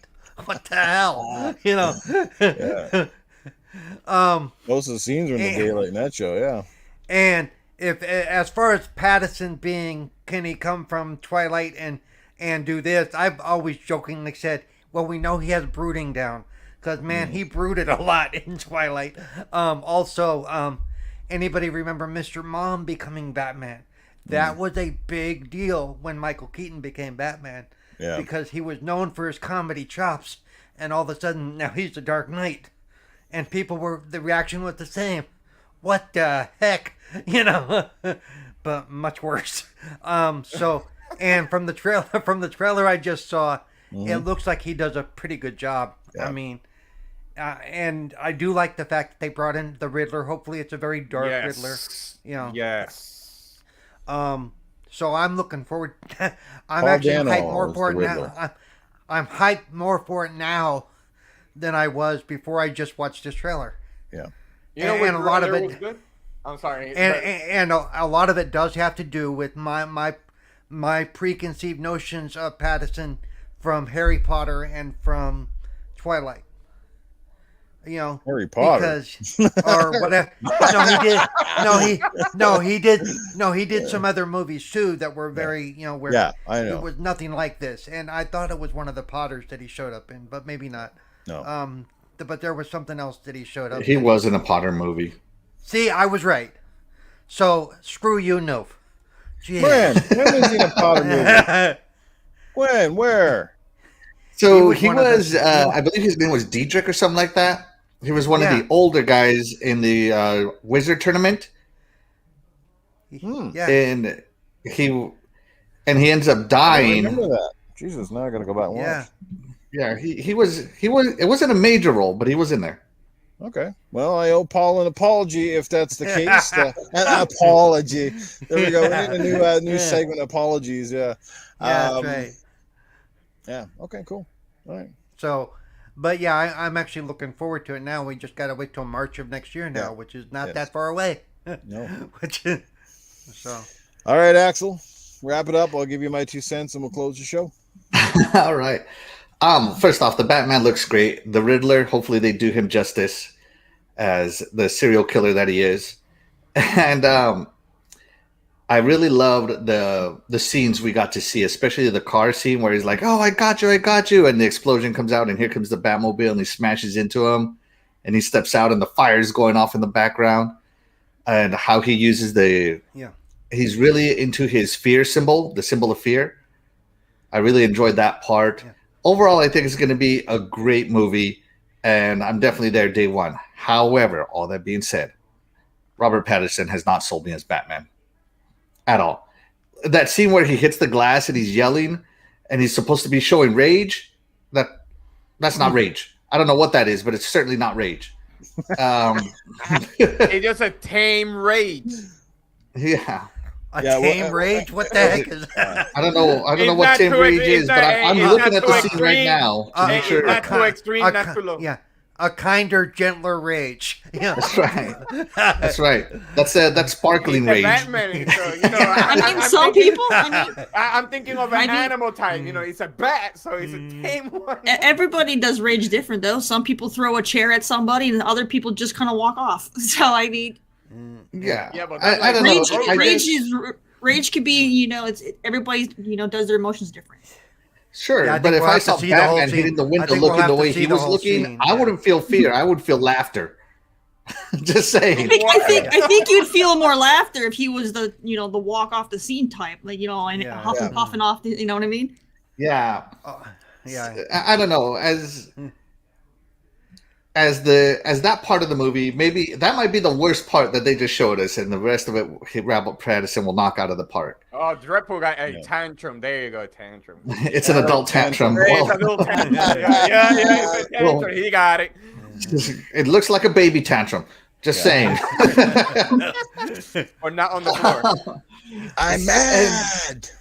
Real quick, I wanted to throw out there too. Eternal Shaddai mentioning the car is a much more, or was it Newf that said about the car? That's another thing that comes from the Michael Keaton Batman. The very realistic, because I actually know somebody who owned the same model car that they used for the Batman, that movie. Yeah. And so, it's a very much more down to earth, and it looks like they may be trying to pay homage to Michael Keaton's Batman that way. Well, the car definitely looks like something Alfred could actually put together instead of all these custom pieces that were in all the other movies. I'm just happy they got away from the tank because I was never thrilled with the tank. The tumbler? I love the tumbler. Oh, I love the tumbler. The tumbler was awesome. I forget which model they use, but I think it's like a Camaro or something like that. Like it's a little bit more. Think of Mad Max's car, but a little more sophisticated. Or Challenger, somewhat like that. Yeah, it's something along that lines. The ones I felt bad for in the Dark Knight, were the ones having to make the insurance claim. Yeah, I was on the freeway and this tank rammed into the side of my car. That's so funny. Sir, what? Yeah. Yeah, in the Dark Knight movies, it was called the Tumbler, which which is a special military-utilized vehicle. Yeah, but yeah, no, I'm looking forward to the Batman movie. It should be good. Hopefully, Robert Pattinson though does signify the beginning of Batman though, because he's much younger than some of these other actors they've been using. Batman became Batman around age 30, so this is definitely better. 27. But on that, I have a question for you, Newf. He's perpetually 27 in the comic books. I have a question for you. So you have two shows, Gaming After Dark and this one. Yeah. Who's the A team and who's the B team? Oh. Let's just say we're the Suicide Squad over here. Does that make you Amanda Waller? I just want to I can push the button and get you off the screen immediately. Right now, Newfie's acting like King Shark. Don't get me angry, guys. That's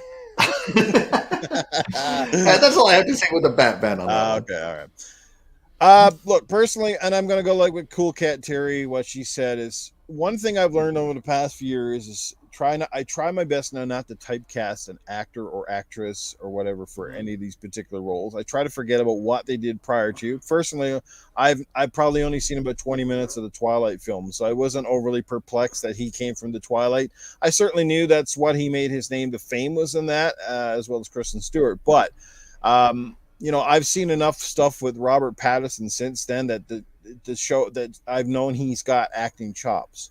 He can act. He can dive deep into characters, and that's the thing. And that's what made Keaton work as Batman, despite, like Paul said, he came from the comedy background, and people had a lot of doubts about him, especially because, again, Keaton being a shorter guy, his presence. But what made Keaton do that well, I mean, the bat suit itself really concealed Keaton's look. But when he did the Bruce Wayne part, that was the part that impressed me. I really could buy into Keaton's pompous billionaire kind, that weird demeanor that he really cast off, and that might be part of Tim Burton's genius as well. How he kind of made these characters seem a little bit off, a little bit out there, that grittiness that obviously Tim Burton seems to do. But overall, I was impressed with that. Going to James Bond, for example, I absolutely was adamantly did not want Daniel Craig. And now I love Daniel Craig. He's blown the hell out of me. Ben Affleck, I was almost one of those people that was willing to sign the petition. No, we don't want him as Batman. But you know what? Honestly, when I look at him now, the more I watch him, I was like, man, he was pretty damn good, actually. Like, especially as he got a little older, he had that gray in the hair and that. Yeah, I was thinking the same way. But he pulled off the Batman side to me personally. I thought he pulled off the Batman side more so than the Bruce Wayne. Now, when I come to an actor, I think who was equal in both parts would be Christian Bale's Dark Knight. Christian Bale really, really sold us on the Bruce Wayne side, and when he did the Batman, he was just vicious. He just had this dark aggression to him, almost like the switch just went off, and he became this assassin, and again, that's also partly to just good filmmaking, and that's when I look at this trailer here. That's what I'm getting. I'm getting that little bit of a Christopher Nolan vibe. It's got that dark, it's got that realistic grit. It doesn't feel like I'm getting really tired of the comic book movies now that really are just too almost comic-y book-esque, so to say. Like they just feel like any moment you're going to see the pop wham kabow stickers flying out. Adam West, yeah, exactly. Do you know what I'm saying? Like if you look at the grittiness of the Dark Knight and even Keaton's movies per se, it's still comic, but yet it brings a sense of realism. When you saw that with the Batmobile, the realistic sense, and the villains feel like they're a little bit more closer to, they take from the comics, but they seem like they're grounded with a sense of reality, kind of like villains you could actually buy into. Like, this guy could potentially be someone that maybe lives down the street and went freaking AWOL, this sort of stuff. So yeah, and the voices are always a thing. People didn't like the fact that, Bale cast that voice. Affleck kind of did he had that whole reason behind it with the electronic voice changer thing that was supposed to make him sound different. Pattinson looks like he's trying to kind of use mostly his real voice here, not really trying to be too gruff. But my only thing with Pattinson is it's like, overall, he just doesn't seem menacing to me as the Batman. Like, the suit looks like everything looks a little too almost like homemade. Like, for a billionaire, it just looks weird compared to other takes on the suit. Like you said, when he got angry in that scene, I wasn't feeling it. It felt like I wanted to get up and laugh at him. Like, are you kidding me, buddy? Thank you. Yeah, like, he hits the screen and I'll be like, dude, you wouldn't scare a mosquito off the wall, let alone some hardcore killer here right now. You know what I mean? You want to feel Patterson. That's a whole different show. Yeah. That's So, but I'm willing to give him a chance. I think the movie's going to be pretty decent, to be honest with you, based on what I saw from the trailer. So I'll leave it at that. I'll leave my judgment until I've seen it, but that's where I stand on that. And I think that's pretty much it. We'll get to the outros here. So great takes from everybody this morning. Again, shout out to Scrub Nurse. Had to take off early, but always good to have him here, guys. Go follow Scrubs, and let's get to the outros. And we will start in reverse order, and we'll start with Axel 1324. Axel, let people know what's happening and where they can find you next. All right, everybody. Yeah, so you can find me here on YouTube and on Twitch at Axel1324 Gaming. I also have a podcast on my channel, the Iconic Video Games Podcast, every Friday at 8 p.m. Eastern. Be sure to check it out. You can find me on Twitter and on Xbox at Axel1324. And don't listen to this, guys. You're listening to the A team here, all right? There's no B team here. Well, if A represents asshole. Can I be Holland Mad Murdoch? I'm just asking. If we're gonna be A team. Yeah, nice. Let's let Coolcat Terri do her outro because she's kind of running short on time. She's got to get going. So Terri, let people know what's happening with you and where we can find you next. All right, everybody, you can go ahead and catch me over on Twitter at Coolcat_Terri. Otherwise, you can catch me on Twitch during the week. All one word, just like you see here on the show. I stream a wide variety of things, so come on, stop on over, say hello, and we'll hang out. Thank you guys for doing the show. Make sure you guys check out on Game Pass Lost Words. It's a cool game. I gotta go. I gotta meet the realtor. I'm gonna be late. So thank you guys, and I'll catch you all later. See ya. See you, Terry. Indeed. All right, get down to Cerebral Paul. Cerebral, let people know where they can find you next. The main thing is find me on Twitter at Cerebral Paul 1. And my YouTube channel, of course. But what I want to announce real quick again is on the 28th of this month, I will be doing a special show on the Xbox Ambassadors channel. And we're going to be talking about accessibility in gaming because all of the month of October is National Disabled Employees Awareness Month. Yeah, they made that easy to say. But there's gonna be me and a gamer who plays without sight, who is totally blind, not legally blind. He can't see a lick. And there's gonna be I'm gonna have footage. Somebody we know. He's not gonna be on the show, but we're gonna show how.